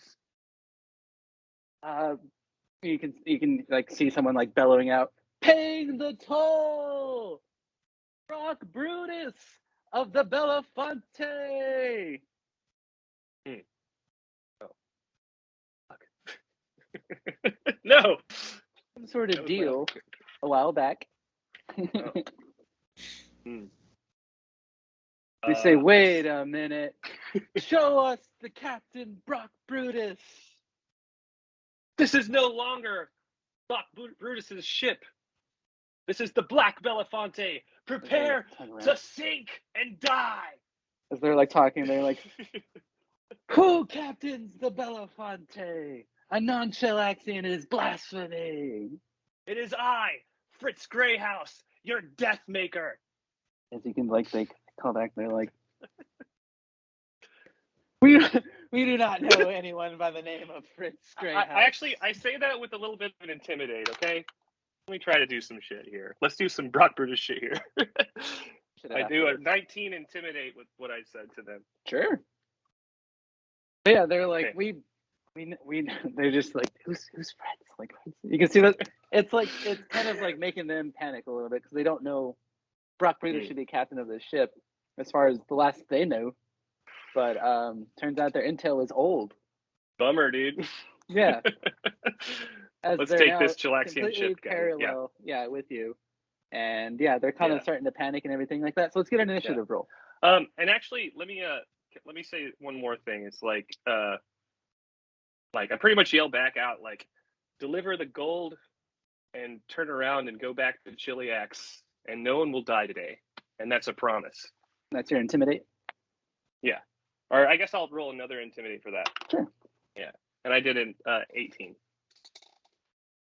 All right. You can see that some of them are trying to, like, they're not, like, pulling out their swords or anything like that. You can see that some of them are actually trying to, like, already trying to plead to, like, give up. But the captain is actually trying to, like, force them back into their position. So he's going to roll, try to intimidate them to get them back into fighting shape. Okay. Classic he's able to convince some, shit. He's able to convince some of them, but some of them actually jump off. But they jump off towards where Ondot is. Yeah, I know. They don't know. Like, uh-oh. Yeah, they don't know, but yeah. Two Chilaxians. Wait, they jump off their own boat? Yeah, they're abandoning the ship. Wait, what? They don't want to fight Fritz. They don't want to fight the Black Belafonte and the reputation that it has. Oh, so two dudes laying in the water next to me? Yeah, they abandoned ship. They didn't want to fight, and Fritz gave them a chance to leave and like to get out of here. And they were like, "Yeah, we're not going back to Cheliax. Fuck it!" And they jumped off. Dang. Yeah, it's like that's what I thought. A crew of scallywags. You can see like the captain is trying to like rally everyone back. Yeah, but we got let's this, get guys. Initiative now. Okay. Let's take this ship. Let's get another ship. Let's don't sink it. Let's make a fleet. What are we doing? Initiative? Oh, okay. I got a 11. Nice. Did you say you got a 69? I got a 10. Oh, I thought. Yeah, wishful thinking over there, bud. I got a 69.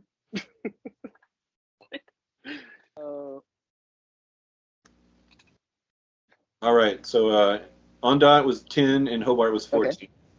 Okay. And Fritz. Okay, cool. Got it. All right, so it's gonna be Fritz, Hobart, on dot crew. Okay. All right, so your guys' ships are oh cool, got it. You guys' ships are like 20 feet apart. That's how close you guys are. There isn't anything connecting you guys, but you guys are basically the ships haven't completely come to a still. Like you guys aren't stopped, but you're slowly just now parallel with each other to the point where you're like staring the captain eye to eye. Yeah. And he's very confused because what he thought was like a simple exchange for giving you guys money for something, some sort of payment. Yeah. And now it's not happening. He put up the Chilaxian flag, so a lot of confusion right now. So yeah, it's actually your turn. Well, he should be aware of the flag on our ship. It's obviously different. Yeah. Yeah, he thought he saw a bat, but there was something else on there too. Right. Yeah. So I'm like on the side of the railing of the ship, and I'm seeing that we're getting closer, and so I run across the deck, and at the same time I'm kind of commanding some people on deck to grab the ladders, grab the hook ladders, and I go over to the big steering wheel and I start to turn it and get closer so we can close the distance and hook the ladders to get into position. Yeah. So just give me a D20 straight up. Okay. Let's see how well you handle your ship. 11. You do have some. I'm going to give you some bonuses because you have been captaining quite well. So you are able to maneuver your ship just as you said. Okay. Yeah. So yeah, and I'm saying and how are they getting their ladders? Give me a diplomacy roll on how well your crew reacts to your command. Okay, cool. Sick. I got a 21. Yeah. So everyone's functioning. Everyone gets all their things, and you're able to get 2 ladders down that are actually connecting you to the ship across from you. So now you have 2 access points in which to board the other ship. Okay, nice. Well cool. Done. I cast mage armor on myself as I start to walk down the stairs to the deck and get that's kind of how I'm picturing it in my head, that we're on the upper deck. So I'm going down to the ground deck to walk across those the ladders. So I'm going to use the rest of my movement on my turn to get a little closer to those ladders to get onto the deck. So at this point, it's just the 10-foot gap of the ladders, and then you'd be onto the other ship. Okay. Yeah. The ladder's just 10 feet because you had to get it within 10 feet to clamp it. Yeah. So now your ship's I like. So it. They were able to clamp. They're able to clamp on and everything. Okay, cool. Yep. Sick. All right. I'm just getting closer to and I'm kind of I'm hoping my crew is following me. Sure. You roll diplomacy on your command. Everyone's listening to what you're saying right now. And at this point now, it is Hobart's turn. Now Hobart is still on the top deck of the ship.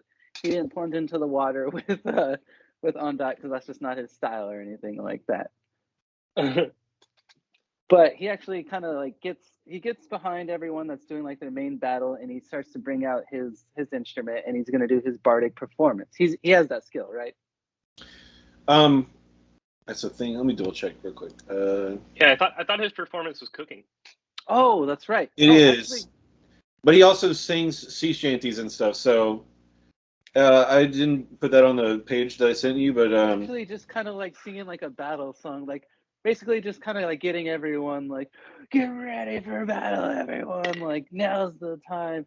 Board the other ship. Take everything. He's just trying to rally everyone just to get everyone just all hyped up.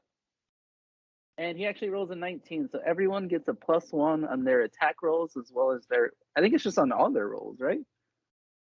Maybe so.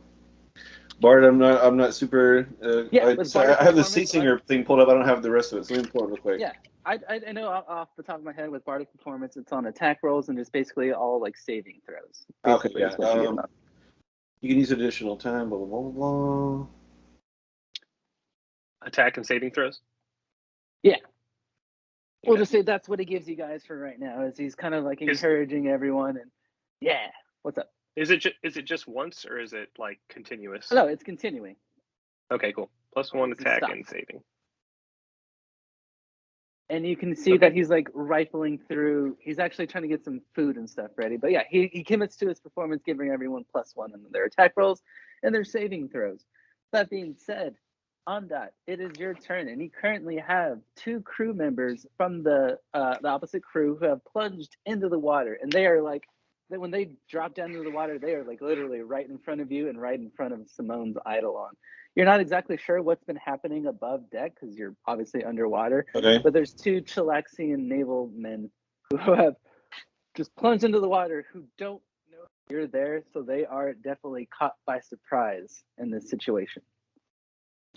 Yeah. Well, since I don't know what's exactly happening, I do a full round attack, but I use, instead of my actual hits, I do grapple checks because I'm large. Can I grab like one with each hand?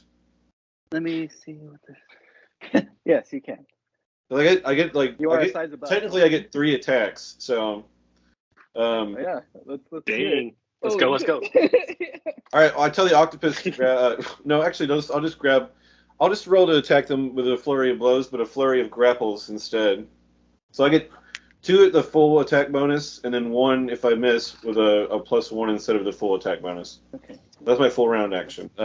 Okay. So my first one is going to be.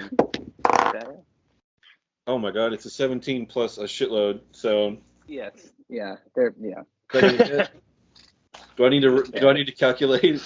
No, I understand. I want to know. So I get a bonus. I have a. Well, they're also, it's a surprise, so they're kind of caught off guard. Yeah, I have an ability called Shoreline Skirmisher, so if I'm in water over 6 inches or sand, I actually get a bonus to my grapple checks too. So yeah, you are like the sea. 17 plus like a 17. So stop it. Wow. All right, grab one of them. And then I reach the other one, and I roll a 6 plus 17, so it's like a 20-something. Damn it. Yeah, you got that one too. All right, I grapple them both. I go, what's going on up there? And then I have the third attack, though. And I have the feet chokehold. Mm-hmm. So one of them I just after I grab him, I move him in and like put him. Let me just make sure I kind of like do like this little thing. Yeah, I put him. Like, he's completely in like the sleeper basically. But I roll my attack roll with a -5 for the grapple maneuver. But if I still hit, he can't breathe or speak and can't cast spells or can't do anything except start suffocating. So. Oh my god. That's a 13 plus 17 minus 5, so. No, that hits. 20 something, yeah. No, that hits. All right, damn. So I just asked the one, like I keep his head above water so he can talk, and the other one I have completely like in a suffocating chokehold. I'm like, what's going on up there? We abandoned ship. We abandoned ship. You're not who we thought we were. You're not who we thought you were. I'm definitely not who they thought. Are you going to be in any trouble?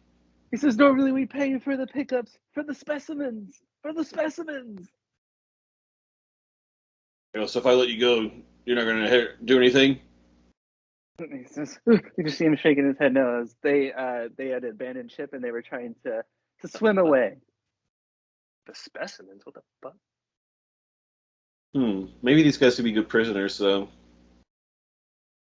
You could definitely try. Where are they going to swim to anyway if I let them go? Yeah, we just pick them they later. just tried to get off the ship because they felt like they were going to get attacked, and if they stood on the ship, they would be dead. So they jumped off. Yeah, they didn't really thinking. I'm not going to kill these guys. I go, you're just going to sit here with me for a second because I use a full round action. I can't move or anything, so I'm just going to keep them grappled. True. This other guy is he has to hold his breath or he has to begin suffocating.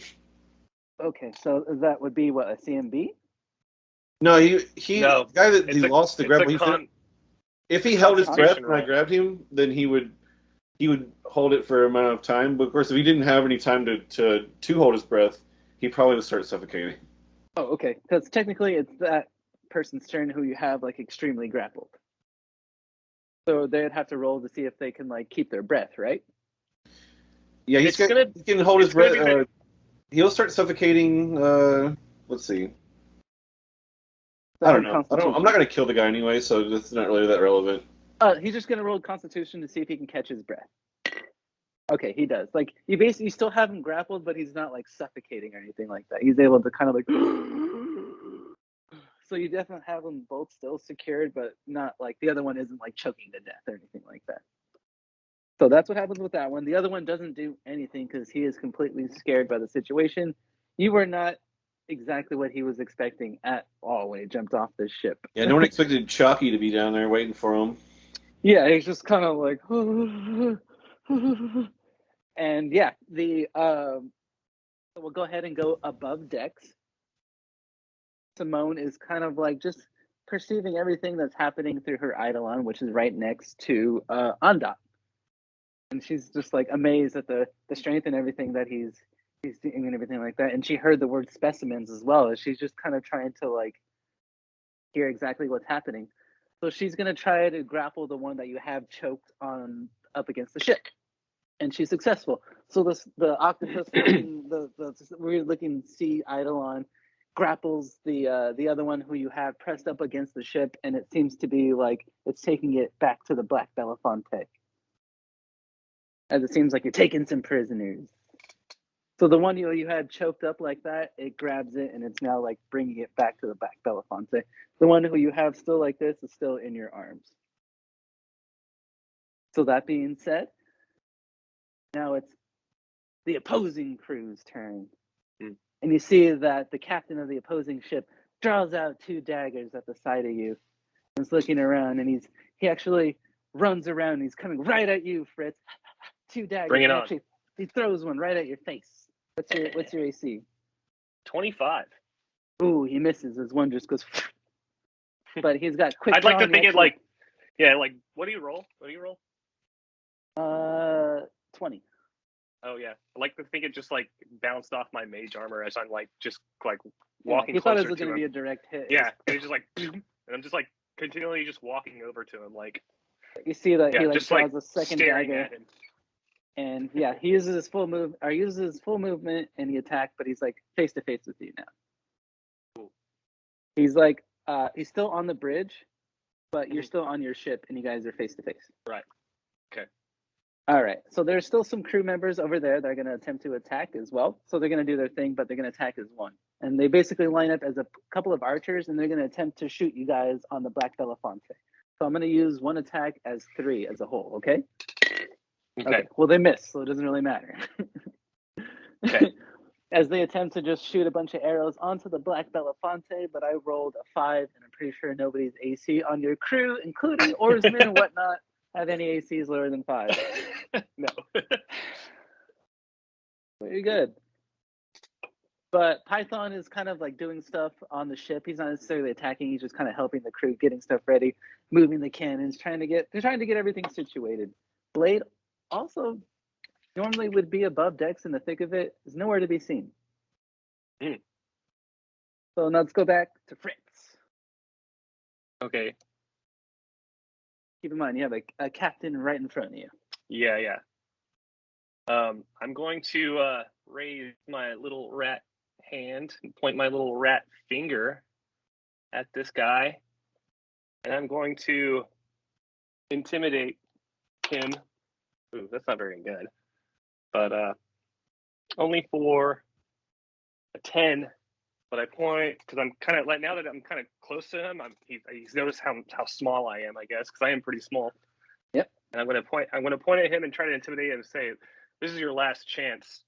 Like, fork over the gold and turn around and forget you ever saw us, or you're going to die today." Big talk for a specimen. I'll take you in just like I've done all the others. You weren't exactly who I thought you were, but don't worry about it. I'll bring you in. Yeah, and I say, "Not this time, Captain." And then I snap my fingers, and then I cast spontaneous immolation on him to try to catch him on fire. Okay. Yeah. They do it. Yeah. All right, bro. The target. It's a fortitude half and fortitude. Hold on, let me see. Hold on. We got this kind of wrong last time. It's okay. 16. Ooh. All right. All right, so give me a fortitude save of and beat 14. So I rolled a natty 20. Okay. So you don't catch fire and you take half damage. Okay. Since you got that save. Yeah, All but right, since it's so a rogue save, I don't think it takes any damage actually. Because it has Does the it have uncanny the- dodge ability. But it's a spell. It's not Never mind then. It's not fucking I was wrong. right? Uncanny dodge. You're just never. Uncanny dodge just means you're never flat-footed. I can't catch you flat-footed. Yeah, I thought it was something else. Yeah. So But this is a spell. Let's hear it. This is like a spell. You would have to have spell resistance. I think there's a spell thing. Anyways, okay, so you're gonna take half this damage and you don't catch fire. All right. So you only take 4 damage. So that wasn't that impressive. Oh wait, no, you take 6 damage. But you can see like you take 7 damage. You take 7. You can see he had like We're a little. level 6 now. You can see he had a little scarf or whatever, and like he was gonna catch flame, but he like threw it down, and seems like he was like he's fought magic users before, so it caught fire, but he was able to not catch a flame, if you will. Okay, so I haven't moved, so I'm gonna use my movement turn. Sure. And draw my actually, yeah, I'm just gonna start to cut this guy down, maybe, I guess, if he gets too close. So actually, I'm gonna draw that whip just because it's new and I want to use it. I draw the lightning whip in front of him and it crackles with electricity and I like pop it and I say, "Bring it." All right, that's my turn. Yeah. All right. So we're gonna go back to Hobart now, and you can see that Hobart actually talks to his little monkey friend Chimmy. And he kind of like gives him some directions, and he's gonna roll stealth for the little monkey. So what's his? Oh, never mind. Okay, so the monkey is extremely stealthy as it actually goes through the legs of like everyone on the little crew and it actually boards the other ship, and it's kind of just scouting around. Nice. And that's going to be his turn as he continues his bardic performance. Now let's go to Andat. You still have the crew member in your grasp in the water. Yeah, I just let him go, and I try to see on the side of the boat if there's any like holes, like like windows or like rope or something maybe that's hanging down, or like sometimes they have like stuff around the side of the boat that has Give me a perception. I'm gonna climb up the other side behind those guys. Yeah, give me a perception roll and see if there's something specific. We'll see how well you roll and what you see. 29. You can see that it looks to be almost like a smaller version of the Belafonte. You've kind of seen the Belafonte a little bit before, so you can see that there's a porthole indeed that's actually open, like one of those little like circle like glass holes that's actually popped open. That if you climb up, you can indeed make it inside. So give me a climb check. Am I gonna be able to fit in that porthole? I'm just trying to climb. Yeah, I was gonna say give me a climb check, and you got to get a little closer to see. All right, because I'm planning on climbing up the entire side of the boat. If because like I said, sometimes they have like buoys and like ropes and like other stuff. So yeah, give me a climb check and we'll see. Climb check. Where's my stat sheet? It's gonna be a good one. Climb. Oh, okay, +9. 15. I'm pretty powerful. I got some fucking spells. It's cool. 15. All right. So as you climb up. Oh wait. Oh. Hold on. It's actually 16. Sorry. That's okay. So as you climb up and you get to that porthole, you can actually see that, just like you said earlier, you're too large to fit in this thing. As you look through, you can see that there's somebody dressed in white robes with like a gold necklace and not as much gold as that previous one had, Brando, but there are indeed like gold rings, gold arm, and you can see that little dragon head necklace is on this person as well. And it seems to be like they're talking to somebody trying to get like an escape boat or like a dinghy, if you will. God damn it. As it seems like someone inside is trying to make their escape. But yeah, that hole is too small for you to be able to fit through. So, But but since is you there roll- is there a boat hanging over the side somewhere? I was gonna say, but you did roll high enough on your climb to where you get to the point where you can see parallel across from you, like 10 feet away there is like a boat that's tied onto the side of the ship, a dinghy. Well, it's a good nice. thing I'm a large creature with a 10-foot reach. Ah, Nice. you are indeed a large creature, yeah. Nice. So I don't know how much more I got. Like my movement. I would say you've only moved like 10 feet up as far as climbing. Okay, because my movement's 50. I don't have a climb speed, but you can climb at half your speed, so I would get 25 movement of climbing. Yeah, so you reached that bottom porthole and you kind of saw what was in there, and I'd say just a few more feet up, parallel to you is So the I'm dinghy. gonna try to like use the portal and like use my great strength to like swing myself over and like grab on with my like giant Nice. gorilla arms. Give me another climb check then. All right. 23. Yes, you are successful. I get in that boat, and then that's my movement. And as my action, I use it to untie the boat and make it fall back in the water. Yeah, and that totally happens as it plunges down to the ground. And in doing so, you can see that there's actually quite a few people who look out the porthole and who are looking down at the ship that's fallen down, and they look up. But I was gonna say, as I do that, is there a way for me to grab onto something so this boat just falls and I'm still hanging there? Your deal, right? So what? I would assume that was your situation. Like you cut the boat loose, but you're still holding on to the ship itself, right? Yeah. Yeah. I don't want to go back down with those other two guys. In fact, those other two guys can take the boat for all I give a shit. Like, well, one of them is already being dragged back by Simone's Eidolon. The other one is actually just kind of seeing what's happening. It's just like, what the fuck? cool. There's a lot of shit going down. I feel like that's enough for my move then, because I would agree. Just hanging there then. So we're gonna go to the crew's turn, and it's actually that rich looking person's turn. As you can see that they're like, oh my god, oh, a new specimen. As he comes back in, and you can hear orders being sent in. I want him alive. I want that one alive. As the captain say this? No, as the richly adorned looking, well, you're not sure exactly what he is, but the only one who actually sees this is Ondat. I guess I haven't seen this guy. Yeah, okay. Yeah, fine, sorry. Because he's below decks and he's on the other side of the ship. It's okay. It's interesting. I get it. Yeah, I'm just interested, yeah. But like, wait. as this guy seems to be sending more troops above to retrieve Ondat. But that's that one's move. Now we have the rogue that is in front of you, Fritz, with the two daggers that's wanting to fight you and everything like that. He's gonna attempt to attack you twice with both of his daggers since he hasn't moved. And he's right in front of you. Okay. What's your AC? I thought he was the captain the whole time. My bad. No, you're good.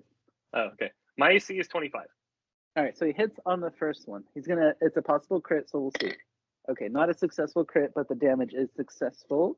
And it's 2 daggers, so it's going to be 2d4. Not very much, but that's just what he's rocking. Oh. And he does 6 damage total. Yeah. Okay. As he kind of gives you a slice on your leg and a slice on your arm. Says, oh, they always tell me to take him in warm. I think I'm going to bring you in cold, little one. Oh, shit. And the archers on the rest of the enemy's crew, there's actually a couple more that show up due to the richly adorned member who was down below and actually wanted to get more. And you can actually see that they look over the side of the ship and they can see that Ondat is right there hanging on, and they're going to attempt to shoot him down. So what's your AC, Ondat? They're trying to shoot me down? Yeah. Wow. Okay, it's a 19. They're probably gonna hit me. Fail, actually. As you can see that the angle is kind of awkward because you're still pressed up against. With a bow, or is it with a gun? Yeah, with bows. Okay. They're attempting to kind of like shoot down, but it's like awkward, so they can't really get like a good like shot, and they both miss. But you can see that they use like shock arrows or electric arrows. Oh, okay. But they missed on both of them. And damn it, Fritz, your turn. I didn't do anything. I attacked you like a little bit. Yeah. Yeah, But so also Simone her Eidolon is still dragging the other crew member closer. Python's still delivering orders. They're not attacking. They're doing their thing. yeah, and I just like say to this rogue in front of me, and it's like, I'm not your specimen. And then like my face starts to turn red, and my eyes start to turn like embers, and smoke starts to bellow out my ears, and my cheeks fill up, and I cast fire breath right in this dude's face. Oh, let's hear it. Give me a reflex save. Reflex save. And beat.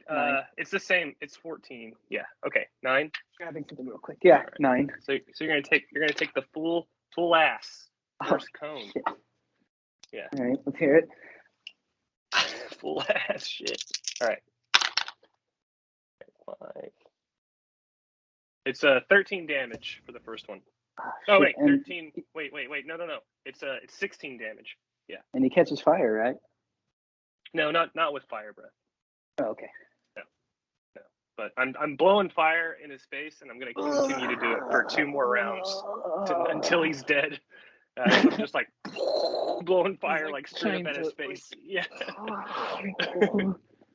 And I'm kind of like stepping forward, like intimidatingly, like just like I'm getting on this ship, you know. Sure. You're I'm like a him back little rat onto the dragon. bridge.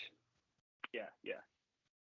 So he's like basically on the bridge to the point where he's not on your ship and he's not on his ship. He's just like right in the middle, in between. Can I do some kind of weird roll where I'm like blowing fire and kind of like move him 5 feet, like more closer to the bridge or to his ship, you know, like so we're both fighting on the bridge? I don't know. I would assume at this point, like you're on the front of the bridge, and he's like right in the middle. So you're like, if you took another step, you'd be on the bridge, but right now you're still technically like right on your ship. You're like right on. Okay, this is a 15-foot range, so yeah, okay, cool. Yeah, cool. So he's like, in the face of it, and there's still like fire, like billowing past him as well. I stand my ground and I continue to blow fire, and that's gonna be the end of my turn. All right, Hobart has his monkey doing his thing, and it's actually going to continue to investigate. It doesn't roll very high for stealth, so something actually sees it. All right, so it rolls a reflex as something is actually trying to grab it, and it actually jumps out of the porthole, and it actually sees that Ondot is on the side of the ship, and it actually crawls up and climbs onto your shoulder. Wait, the little monkey. Chimichurri jumps on my shoulder? Yeah. So now I have an octopus on my back and a monkey on my shoulder? Yep. I mean, they don't weigh anything. I could carry more animals back here if I wanted to. But yeah, it was escaping everything that was in there, and it actually has like a little something tucked away. But yeah, but it's like now like on your like back leg, trying to be like, oh, Jimmy. And it slides you like a little scroll. I guess I put it in my pants. I don't know. A one arm like swing. I'm like, girl. But yeah, it's like sliding it like in. I don't have a shirt. I don't wear a shirt. It's like putting it in your little waistband then. Yeah, you can put it in my belt loop. There we go. Yeah. But it is actually now your turn as Hobart continues his bardic performance. Okay. I climb up onto the rest of the ship. How much further from the top am I? Am I on the edge? So as you climb up now, you're actually like on the deck of the ship now. And in front of you see 6 archers with their backs to you who are like letting loose onto the black Belafonte. And you can see that... What about the ones that were trying to shoot me? I was going to say, no one else is really attacking, but there are the 2 on like the rails who were looking down, and you climbed up with like, such ferocity that you're just kind of like got through their attacks, basically. You're kind of like slow to the draw, and they just see... Those dudes are going to get it for shooting at me, first of all, because Ondot does not like that. So technically you have 2 archers on your left and your right, and there's 6 of them, like 10 feet in front of you with their backs, like to you, like letting loose arrows onto the black Belafonte like this. Okay, like, how close are the 2 that shot at me? Because those are the guys... They're on your left and on your right, like literally on your left and on your right. They're just like next to me? Yeah, but they still have their bows drawn, so they can't really grapple you. So I don't even have to move? Not really, no.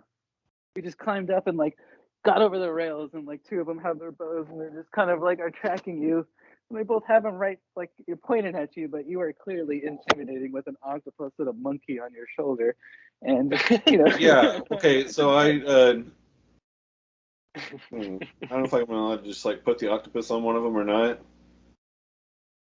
Depends how well you roll. They can survive out of water, but I also don't want it to be my attack because I want to attack with my fist. But I just want to be like, octopus, do your thing. Are the octopus? I can tell it what to do. I have it charmed, right? So Yep, how you rolled much high enough. work would it be for the octopus to get to one of those dudes? I wonder. You tell me. Let's roll it out and see how well you do. They have a 20-foot movement speed. I would assume that if you commanded something to grapple whatever's in the opposite square next to you, I'm pretty sure you could do that. Yeah, if it's in a 5 foot next to me, and it's the octopus I'm is pretty charmed. sure it could Yeah, I'm gonna have the octopus attack one of those dudes. And Fritz, you can see that across deck. Yeah, Ondot is like come across with an octopus on his shoulder. It's like grappling everything and like.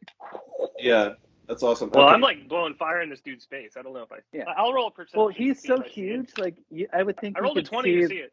Yeah, he's so exactly. huge. You could see that. There's You're just like just climbing a board. Yeah, so the first thing I do is I tell the octopus to attack the guy on my right, and it apparently has multi-attack, which is cool. So how many natural attacks does he I'm gonna have? give it 2. He gets 2? I'm gonna give it 2 as like the ability to grapple and hold on or whatever it is gonna do. I'm giving it 2 actions.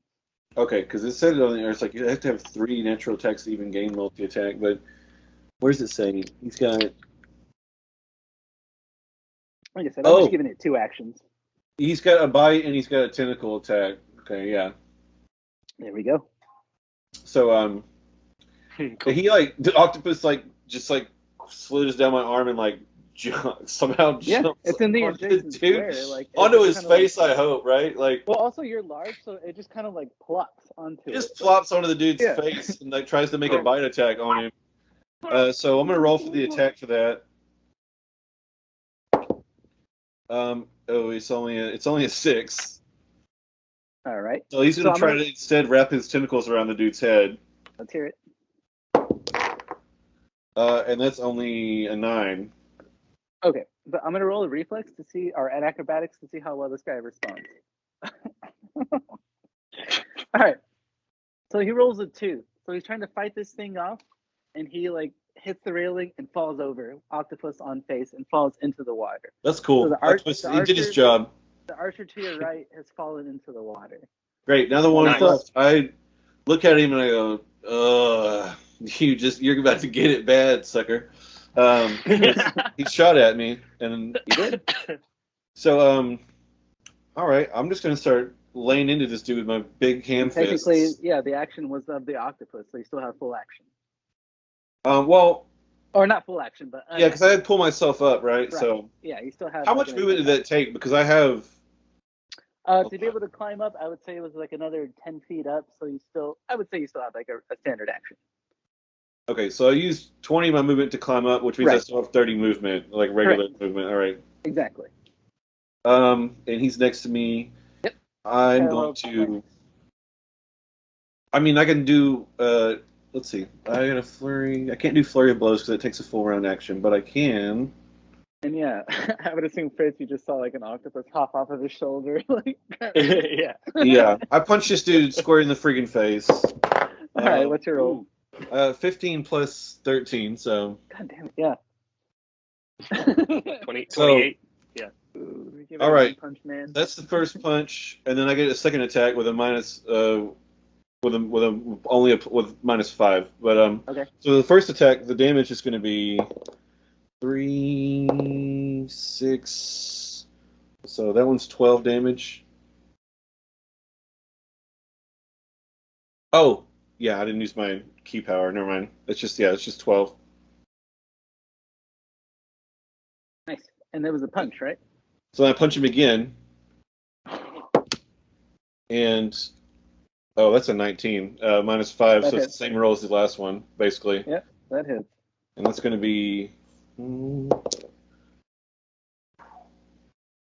18 damage. Describe your killing blow. That's what I'm talking about. Yeah. That's fucking. And those count as magic and lethal. Hell yeah. So. I'm gonna go one with the left and then uppercut him off the boat with the right. Yeah. Yes. Yeah, you Just punch him. the old 1-2, man. Just boom, bang. Punch him and he like flies back like over you. And actually, you actually get the attention of the archers who are like firing shots over, and they see like what happens to like the crewmates. This like, giant just uppercut like, him, like threw him off. fuck. 3 of them I think now have that's, actually turned their all my- attention to you. That's all my actions, yeah. All right. Oh, you bastards. Okay. So those 3 archers that turned around, they don't have point blank shots, so they're going to attempt to shoot you as one Anda. So let's see what their shots are. What's your AC again? Me? Yeah. 19. Okay. They actually all miss. Boom, boom, boom. You're just too close to them, and they're kind of rattled at the sight of what they I feel like I'm just like, slapping this stuff away. And yeah, they all miss. And going back up to the rest of the crew, that goes up to Simone, who has now recovered her Eidolon that has the crew member that, had it all entangled, and she like pulls it up over and like brings it down and like basically is like, holding on to him to make sure that like nothing happens, to make sure that you guys have an alive prisoner. Python's still doing his thing, helping the rest of the crew. He's not actually attacking just yet. He's just helping out. And let's go back to the rogue that is fighting with you, Fritz. You've been doing your damage and everything like that, and it's going to attempt to attack you again. But see how well it does. Oof, what's your AC? 25. Oof, it misses with the first one. You can see that he's like reaching into his waistband for something. Let's see if he's able to actually do this. Okay. So he rolls a natty 20. So what he does? What is he trying to do? What he does is he has quick draw. So he puts one dagger away. He grabs a liquor bottle and he throws it onto the ground. And he tries to attempt to move back out of it as fire and everything kind of emanates from there. So he's going to attempt to roll an acrobatics, and if he fails, he doesn't get to move. He just catches the flame. Does that sound all right? Is this fire going to affect me at all? Give me an acrobatics roll. An acrobatics or a reflex? Actually, I guess it would be a reflex. Yeah, you're right. I think it'd be a reflex. Yeah. You're right. Not to. No, you're okay. I can be wrong. Yeah. I don't mind being wrong. Oh my God, no! I fucking critically fail. Okay, but he fails too. Okay. So both of you guys catch a flame, but he is actually able to move back onto his ship. But I do have evasion, so I have evasion, not uncanny dodge. That is no half damage, ever. So, yeah. So I don't take half damage for. Even though I failed or whatever, I'm going to take full damage, but I'm just saying. Got it. Yeah. But yeah, as he moves back and you move back, your little trousers they're on fire. Yeah. But same with him. His little pantaloons are on fire as well. But he's actually on the ground. Am I going to take any damage? Yes. Or is it going to be later? 2 damage. 2 damage. Not very much, but yeah. You can see that he dove back, so he's still partially on the bridge, but he's on the ground now with his pants on fire because he rolled really low. Oh, okay, cool. So he's not all the way across the bridge, but he's now on his back, with his pants on fire, trying to get his way back, crawl his way back like that. Mm. Well, I'm still pressing forward, blowing fire. Exactly. Yeah. Exactly. Also, I just want to remind Cameron that we do have a +1 to attacks and saves, just to make sure that you're calculating that. Was I around there for that though? Is far enough to reach you. Yes. Yeah. And one more thing, as everything else is still happening, a man clad in a white robe and golden necklaces and rings now is above deck, looking around, trying to scope out the situation. Fritz, your turn. Okay. Well, I'm going to continue with fire breath. So make a reflex save and beat to the rogue. Yeah. And He's on the ground. Beat a 14. Yeah. And no, he doesn't make it. No, he's going to take the full ass. Okay. +3.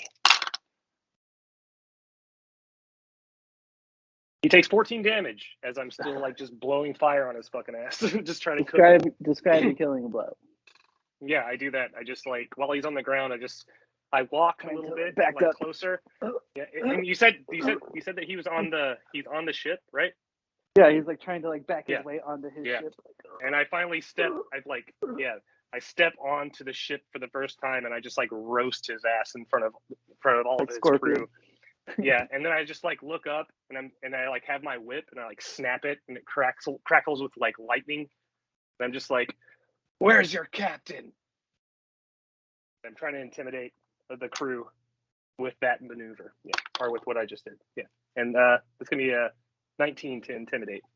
You can see that like one of the archers like points to like your roasted carcass, and then he like points to himself like after that like I guess I'm the captain now. As he like shakily like points like an arrow like right at you now like. And I'm going to say one more time. Captain. I'm going to say one more time. Call this off, or everyone dies, and then that's going to be the end of my turn, because that's really all I could do. All right, Hobart sees now that he has his little homie Chim Chimmy on Dot's shoulder, so he actually jumps off and he actually runs back to Hobart. But let's see how well he does. Oh, he rolls a natty 20. So with his reflexes, he's able to get through everything and get back to Hobart. And Hobart continues his bardic performance for now. Bam. So now, on Dot, your turn. You can see that now Fritz has come aboard the ship that you are now on. He just roasted their captain. You can see that whoever now claimed captaincy, is that a word? I don't know. But you can see that there is an archer who's claimed, like, I guess I'm in command now. You can see that same archer. Yeah. Oh, he's just like the next one in command. He's the next, like, yeah. And you can see that there is indeed that person in the white robe with all the gold who is now above decks, who's like trying to like find a way off, like look around and everything like that. Because you got rid of the little dinghy. You can see that this rich folk is still trying to like find a way off. So it's your turn. How far is this guy from me? At this point, he's like 20 feet to your left at like the south end of the ship, like trying to like look over the back and see if he can maybe jump off. Perfect. 20 feet is exactly the amount of feet I wanted him to be for me. This is going to be great. All right. I'm going to bust out what is called a style strike. Nice. Let's hear it. I'm going to grab another beer real quick. So as a full round action, I'm waiting for someone to come back because... Oh, you got to hear what, Brandon? Okay. I'm back. Sorry. All right. So I'm going to use a style strike. It's called Flying Kick. Ooh, nice. So only the white-robed rich individual who was trying to make me a specimen, I don't like that shit either. What the fuck is that about? So I can actually move during my full attack round action if I use Flurry of Blows with Flying Kick. So I can move 20 feet. You can like Liu Kang him? I do a running 20-foot flying kick. Like a bicycle kick? It's like the one that's the straight kick. Oh, like the quick. Not the bicycle kick. The one is like forward, high kick. Yeah, the Bruce Lee. Yeah. So I run 20 feet. I do a full attack round of Flurry of Blows on this freaking dude. But the first move is a flying kick at his face. So I'm going to make that attack. I'm also going to use a swift act. Can you use a swift action when you use a full attack round? I would assume.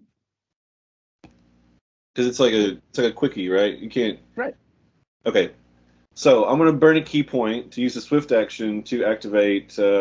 Just do cool shit. It doesn't matter. Just do something cool. That's cool. Before I do this thing, I look at the guy and I go, "Oh!" And I start electricity starts coming off my hands and feet. So I use Elemental Fury with a key point to enhance my attacks with electricity for 1d6 extra damage for 3 rounds. So then I run and do the flying kick. So it's a flying electricity kick at this dude. So So I go exactly 20 feet, which is my fast movement speed bonus. I hit him with a kick. Well, I make the attack roll. First hit. Oh yeah, that's gonna be like a 30 to hit. Yeah, that hits. So the kick's gonna do. All right, 1d6 for electricity damage. That's a 6. Plus 6 strength. So 6 electricity, 6 strength, and since I'm large, I get bigger unarmed strikes. Oh my god, 6 and 4. 10. Here we go. So it is 22. Wait, is it do that right?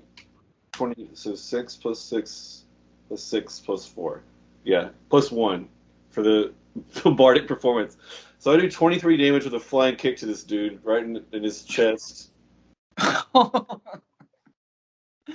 right.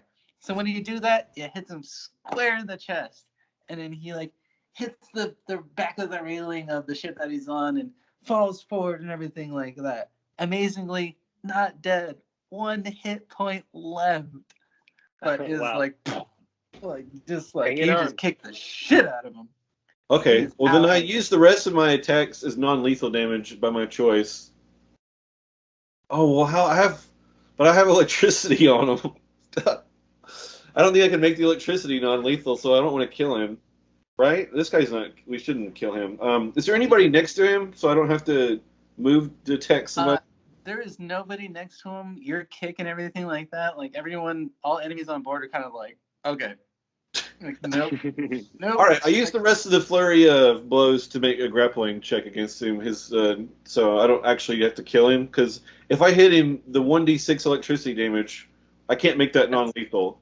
At this point, whatever you roll, as long as it's not a 1, it's successful because he's like out. Like you kicked him squat in the Okay, chest. yeah, I rolled like a Squaw. the grappling check is like Squaw in the chest. huge anyway, so it's like a plus 15 plus 8, so 8 plus 15. Yeah.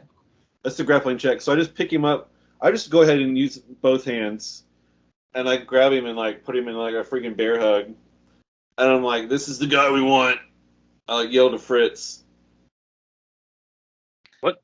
No, I'm like, yeah. Well, can I hear this? Yeah, you at know this what? I point, used the third it's free attack to put him in movement, a and like chokehold. you're on the bridge and you can see that. Yeah, like you just saw this lightning kick. Mhm. Okay. Yeah, that was crazy. Yeah, and now he's holding this guy that's claiming to be the captain, or I got him in the whatever this rich person was that wanted to make me a specimen. okay. I got him in a chokehold, and I assume this is the guy that we want if we're gonna wait, hold. do I recognize this guy? Fritz, you killed the captain. Yeah, exactly. Yeah, I And know. you would recognize his necklace and the similar adornments from the one who left. Exactly. Yeah. Exactly. Is this the guy? This isn't. Oh, it's not the alchemist guy? But you can tell it's somebody of a similar make, like somebody Oh, from I where see. he's from, but like a lesser version. Okay, cool. Well, I'll wait till my turn or whatever, because I think we still At got this some. point, it's free movement. Like you guys Oh, have. okay. Yeah. Okay. Yeah, I'm holding Yeah. him like this, and his like little body, because I'm like huge, obviously. I got this little dude like squeezing him, and like he's just not going anywhere. And I just turn around to like the crew on their ship, and I say, "Drop your weapons." Yeah, they've everyone's putting their bows down. All the Chilaxian officers are just like, nope. Yeah. You, what's this about? You knew that we weren't Brock Brutus. This is you're in cahoots with the alchemist of the island, aren't you? They say, look, We're just hired to collect specimens and bring it back to Hermia. That's all. That's all we do. We thought you were here to bring us new specimens. That's Then what the how are job you? was. Then why are you sailing a Chilaxian ship? We thought you were a Chilaxian ship. That was part of the No. deal. No longer. Hermia. Hermia. I mean, obviously not. We're sorry. Just don't send him on us, as they point to Undot. I also just dropped this dude now. Like he falls like 4 feet from my arms to the ground. I just let his body just straight plop. I don't set him down. He goes. We're just contracted to bring So- specimens to so he- Hermia. That's he- all. That's all. And he has like a medallion of the golden dragon. Mm-hmm. Yeah. You can see like Yeah. he's not as richly adorned as the other guy at one. Like he doesn't have as many necklaces or as many like rings on his fingers, but you can tell like seems like he's dressed the same way and has like the same look. Yeah. Well, I walk up to him and I yank that chain like off of his neck or whatever with the medallion. I like put it in his face, and I'm just like, "What is this? What does this mean?" He says, "We're all just trying to create the perfect version of us. We're just trying to take the best of you and make the best of us." Yeah, that sounds like some Nazi shit. I mean, kind of. Yeah. Oh, well. So we've been told about you're coming from across the continent, Fritz. We want to use you. Well, you're not using anybody. But I know you're pirates, so I can pay you anything you want. Anything you want. Just let me live. That's how you pirates are, right? You just like money and gold. I can give you that. Just let me live. Just let me live. Yeah, we are definitely going to take all of your money. Yeah. And that's happening anyway. That's happening anyways. But yeah, and watch your tongue with these next few questions because it'll determine if you live or die. So I thought you were pirates were all about money. Why would you want to kill me? I give you all the gold you want. Look, I don't like what you're doing on Hermia and your type, and but I think I'm looking for somebody that's above rank than what you are. I'm looking for a man that looks like this, and I tell him everything that I know of what the alchemist that ran away looks like or whatever. Do I need to roll for that or anything? I just tell him. Yeah. He says it's all about the glorious endeavor. You'll never know, you peasants, you low lives. You don't know what it's like to have power. I grab him again and I go, upon "Captain, you all." this one wanted to make me a specimen." I put my hand like gently on his head, like, "Just say the word, Captain." Yeah, and I turn my back on them and I look at the crew like on the rest of the boat, and I just pretty much tell Ondot like, yeah, let him have it. I was like, this is what happens to people like you guys. You were trash. I am the 1%. We can show you. We have the power. We will be God. Oh, really? I just had to snap this neck right now. We will be the perfect forms of man. I just look over my shoulder. Humans will take over all. Humans will take over all. I just pick him up by his head and I just punch it. We will be the block. And yeah, you just kill him. I just drop him over the side of the boat. All right. So all you other guys on the boat, yeah, if you want to end up like this guy, I say, time to feed my brothers. Yeah. And yeah, so technically you have another ship that you've captured, as well as another alive prisoner that Simone has captured with her octopus. Yeah, I don't want to keep this. Well, I don't really want to. You keep can do whatever ship, you want. I guess. That's up to you guys. Okay, so anybody else on this ship know anything about this alchemist guy? Do we want to absorb their other crew? Do you think that's a good idea, Ondot? They know how to sail. That's true. They all seem to be kind of like ordered around and not really like. Yeah, I think this is out of character. I mean, well, it's kind of in character, but I don't want to have to do this voice for the whole thing. Yeah. I think if we have room on the ship that we're currently on, absorbing some of the crew, would help their day to day. Plus, they actually know what they're experienced sailors because they're actually doing what they're supposed to do. Plus, that gives us some archers as well. I'm worried. I can tell Ondot that some of these crew members aren't really like on with the the goal of collecting specimens, but some are. So it's like who can we really trust on this boat? We just flesh out who's really afraid of me and who wants to. All right. And also you roasted a bunch of people too, so like I mean. Yeah, there's more where that comes from. Yeah. Which one of you guys, or which of y'all are real sailors here? You can see that the crew actually all rises up and they all like raise their hand. Like you can see that they are actually a pretty decent crew. The ship is indeed smaller than what you had, and it only needs just a few people to man it. But yeah, the crew that is on this ship seems to be pretty decent. They're just captainless at this point. Captainless. I mean- are they like fucking like I mean, it's the code of the sea, basically. But who's a fucking Hermian fucking cultist? Like, that's what I want to know. Like, who really is The dead dude in the water. Yeah, just like any other crew, we've been hired. We are loyal to the ship, but the captain has been killed. You've killed our captain. We are loyal to you now. If you want us to board the Black Belafonte, well, if you'll have us, we will be Yes, your Fritz. archers. It's the code of the sea. These, you've killed their captain. You're their captain now.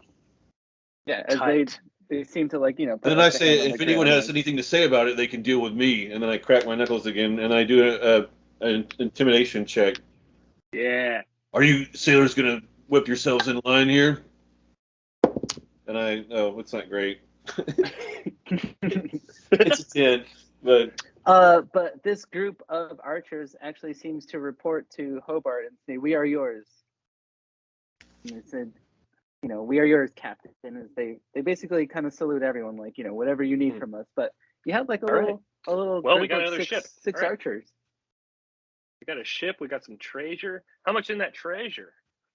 There's 10,000 gold on that ship. Nice. woo, it's a nice day. 60,000 already. There 60,000. is also alchemist potions on there. There is Oh. 3 1d8 healing potions. There are 3 intelligence potions, as well as 3 wisdom potions, as well as 3 dex potions on there. Ooh, wow. Right? Put those in Seems the. like Okay. they are below decks in what seems to be the rich person's like personal bag. There seems to be just rows of potions in there as well. Oh yeah, we ransacked the place, obviously. Oh yeah. Cool. And How yeah, many it's potions just- can you it's drink like a at lot once of, and be under the effect a lot of? like it's like a lot of doctrines of like find the different types and bring them back so we can experiment them. It's like little basic orders of like find the specimen. Well, that's not gonna happen anymore. Yeah. Oh, And there's like a signature, but the name it's not a name you recognize. I pull out this tiny scroll from my belt loop and I go, oh, "What's this here?" And of course, it's actually a normal size scroll. It just looks really small because In your big hands. Yeah. What's this? I open the scroll up and I look at it. And it's like The monkey it's basically Fritz Greyhouse's like profile. It's like everything about Fritz Greyhouse. Everything from when he was born. So I read a little bit first. From, And I'm like, I want to know more about Fritz. yeah, like it's like his like all of his information. I hand it to Fritz. I go, Captain, I found this in the. Jimmy found this in the. I don't know, the quarter. It was in it was in the captain's quarters of the opposing ship. Yeah, exactly. Let me see this. And it's like everything about you, your wife's name, your everything, your house's name, yeah, the group you work for. Oh, that just pisses me off immediately when I see her name. Holy shit! And what's the signature say? And there's like a signature and that has like a dragon's head symbol like right next to it as well. Can I read his signature, or can I decipher what letters, or like the first letter of both? Give me a perception roll. Okay. Okay. Okay. 16. It's higher than anything else, so 16. So you've been in Galarian long enough to know the common of the land. So you've seen signatures enough times. Ooh, excuse me. You can see that you do indeed read this person's name. Ooh. Mm-hmm. Okay. What's his name? The suspense is killing me. I'm pulling it up right now. Oh. All right. Jim Timothy Kirk. How did you know?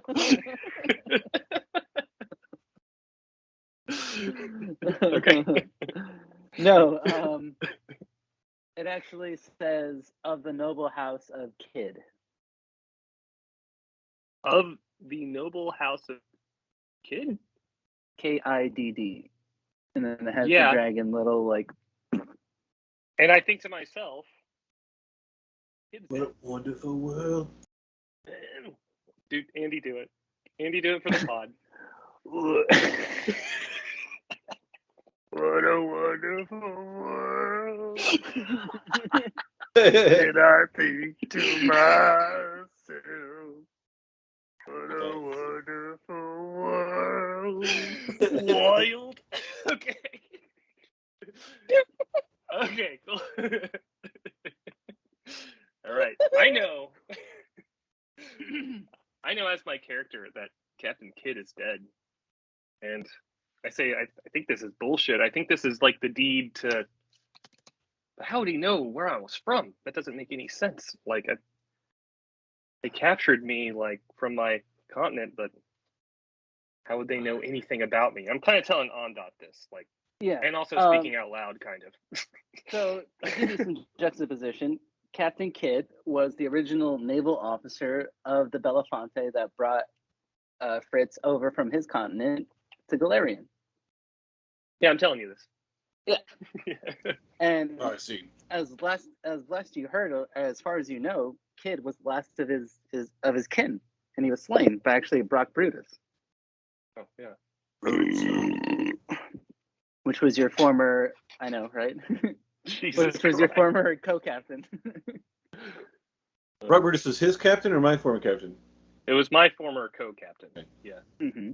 So we didn't say the name of my former captain or anything, so I was like, I don't know. No. Yeah. Okay. Oh, by the way, while you're doing that, I go, 1 second, boss. And I go back and lean over the boat, and I go, hey, you two cowards down there, do y'all want to come back up? They're still swimming in the water. They say, permission to board, sir. Now, someone throw down a Here. rope for these pussies. Yeah. It's like they climb up and say, permission to join the crew, sir. They're kind of like shivering. Permission to join as janitors. As they look to Captain Fritz, permission to be janitors, sir. Hell yeah, dude. Yeah. There's a better word for it. Deck swabbers. Yeah. Cabin boys. Yeah. Yeah, Swabbers. you'll be cabin boys. Yeah. But they were naval officers. They are now cabin boys now. I think they're dirty cowards. Mm-hmm. Exactly. Also, was there a cook on this other boat? Because now does Hobart have a sous chef? No, there was no cook on this one. Whoever he was possibly in the fight or maybe jumped over.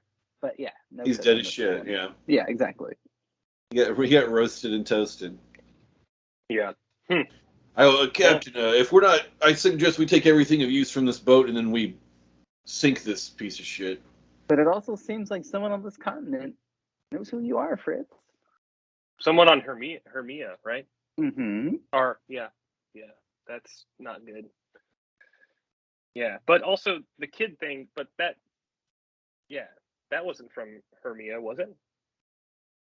As far as you knew, Captain Kidd was just a naval officer of the Chilaxian Navy. But he But knew turns all out- this shit about me. Yeah.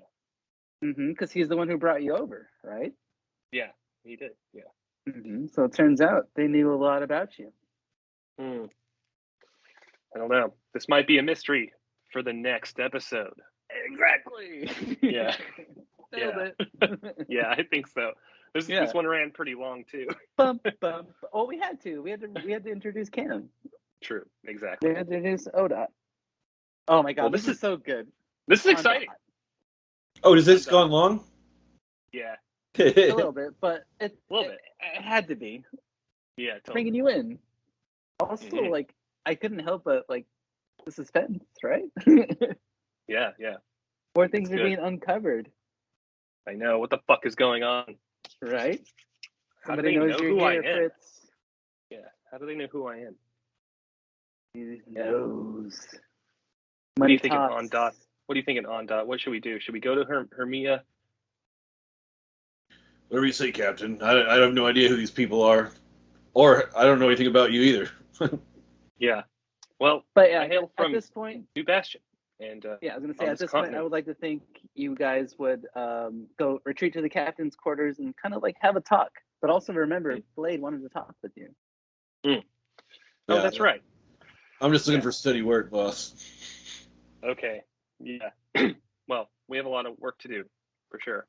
And any confrontation that we come up against on the way there, it's all the loot, you know? Let's just make it there. I have to make it back to my continent. But yeah. Well, yeah, we'll discuss this a little bit more on Dot. I have to go back to my quarters and have a conversation. I gotta whip these new guys into shape. That's a good idea. Yeah, you do that. Let's go ahead and have that conversation with Blade real quick. Or is that going to be like a long ass thing? No, we can make it happen. Okay, let's do that real fast. I'm kind of curious.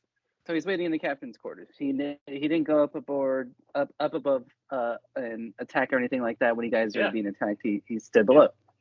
I open the door and I just see him. How does he look when I open the captain's quarters? He's sitting he's sitting like in the chair that's facing the captain's desk, but like with his back to you. Like he's already like sitting down, just kind of like looking forward. Doesn't even get up when you get into the captain's quarters. So I open the door and I close the door behind me, and I'm just like, Blade, what's the deal? And I walk around him, and then I sit down at the desk. See him with like his head down. Yeah. And then I pull up my like little pipe and I stuff it with some weed. I say or with some What do I have? Just pipe weed. Yeah. Yeah. And I start to smoke a little bit.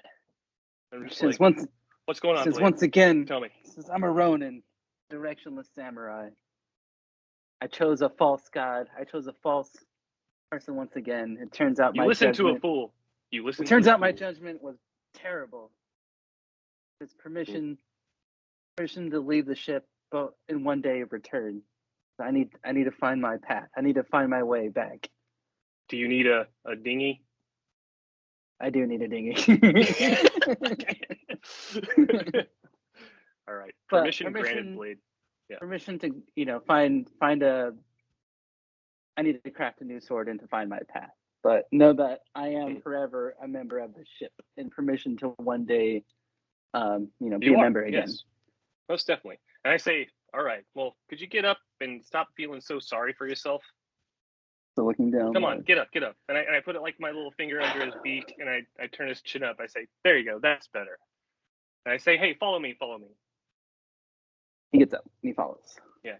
And I go down to Ezra at the treasure room, and I say, Ezra, let us in. We gotta hook our boy up. Yeah. She opens it. So I let him in, and and I give him maybe 60,000. I'm gonna give him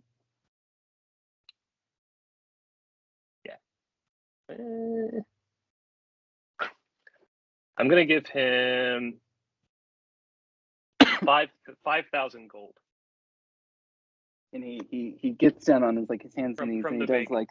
He does the bow, and he actually returns all of it except for 100. He says, "This is all I need to get just to get by." He says, "This is that's beyond everything I need. If I can't make my sword with this, then it doesn't deserve to be crafted. Anything beyond that is beyond my means. I will take this 100 gold. I will craft my sword, 5, and I will get back into contact with you. Forever my Captain Fritz, but just give me this opportunity to find myself again. Mm-hmm. But until then, I'm useless. I don't have my sword. I don't have my path. I have nothing." Yeah. Though we don't have a link together. Well, no, I can't really do that within the range that you're going. But anyways, yeah. Because I'll find you again. Yeah. We'll see each other on. He says, just know that I want to be there when you return back to your home country. Yes. I would love for you to be there too, because there's a conflict that may need your help, and the likes of everybody on this crew. But he owes you a life debt, and he says, when I just hope to fulfill your quest as you've helped me fulfill mine. Okay. But he vows to return, but he requests leave from the ship in a dinghy. Request granted, and I give him a good firm handshake, or I stick my hand out. I say, "You're the shit, Blade. Be safe. Safe travels." He gives you the handshake, and he does the same thing with Python, but Python kind of like slaps him, but then gives him a hug. Yeah. All right. And he says bye. And he then, doesn't say yeah. bye to Simone or Ezra. He just kind of walks off. And then, does he get on his dinghy and he's Yeah. kind of going away? All right, I pull my flute out and I play a little song while he's like floating away. Oh, hell yeah! Yeah. And you can actually. Yeah. Oh, I got a flute 3. Oh, I got a 19. Nice. And you can Nice. see that he actually has a passenger in the dinghy. Oh. Dante the Dampier also Shit. has taken Nice. his leave from the ship. And he bids you a farewell, but he didn't give you any information as far as what he's going to do, where he's going to go. But Yeah. he's decided to join Blade as well and Cool. to leave the ship. I allow it. Yeah, totally. Yeah, I give him a salute. Yeah. See you later, dude. Oh my. Safe travels. As Blade and Dante have left the crew. Oh, all right. Ondot around? Where's Ondot? I'm helping the other people loot the crap out of that other ship for everything that could be of use, because Yeah.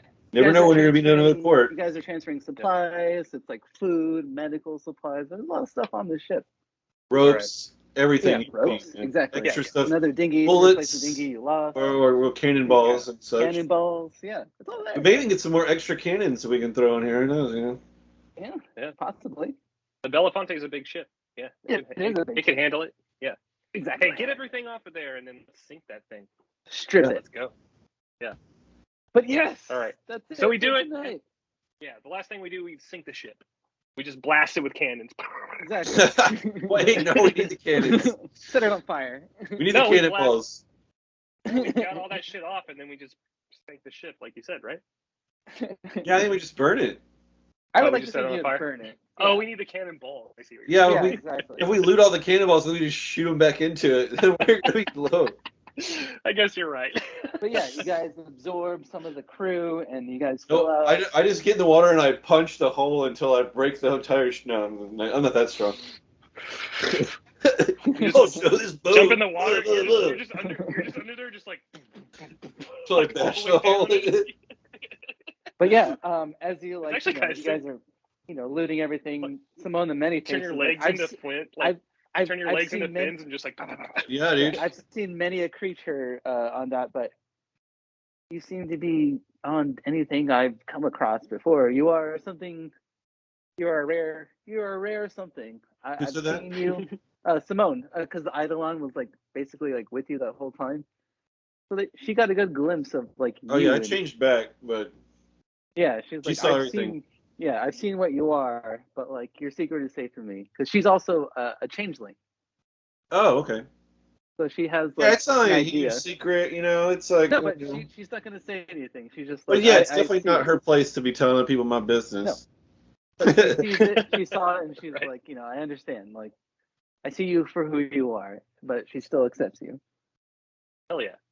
She understands. Tight. But yeah, it seems like you have Well, all right. an ally on the crew, on Simone. Cool. A changeling, that's awesome. Fuck yeah. Mm-hmm. But yeah, Fuck yeah, guys. that was the encounter.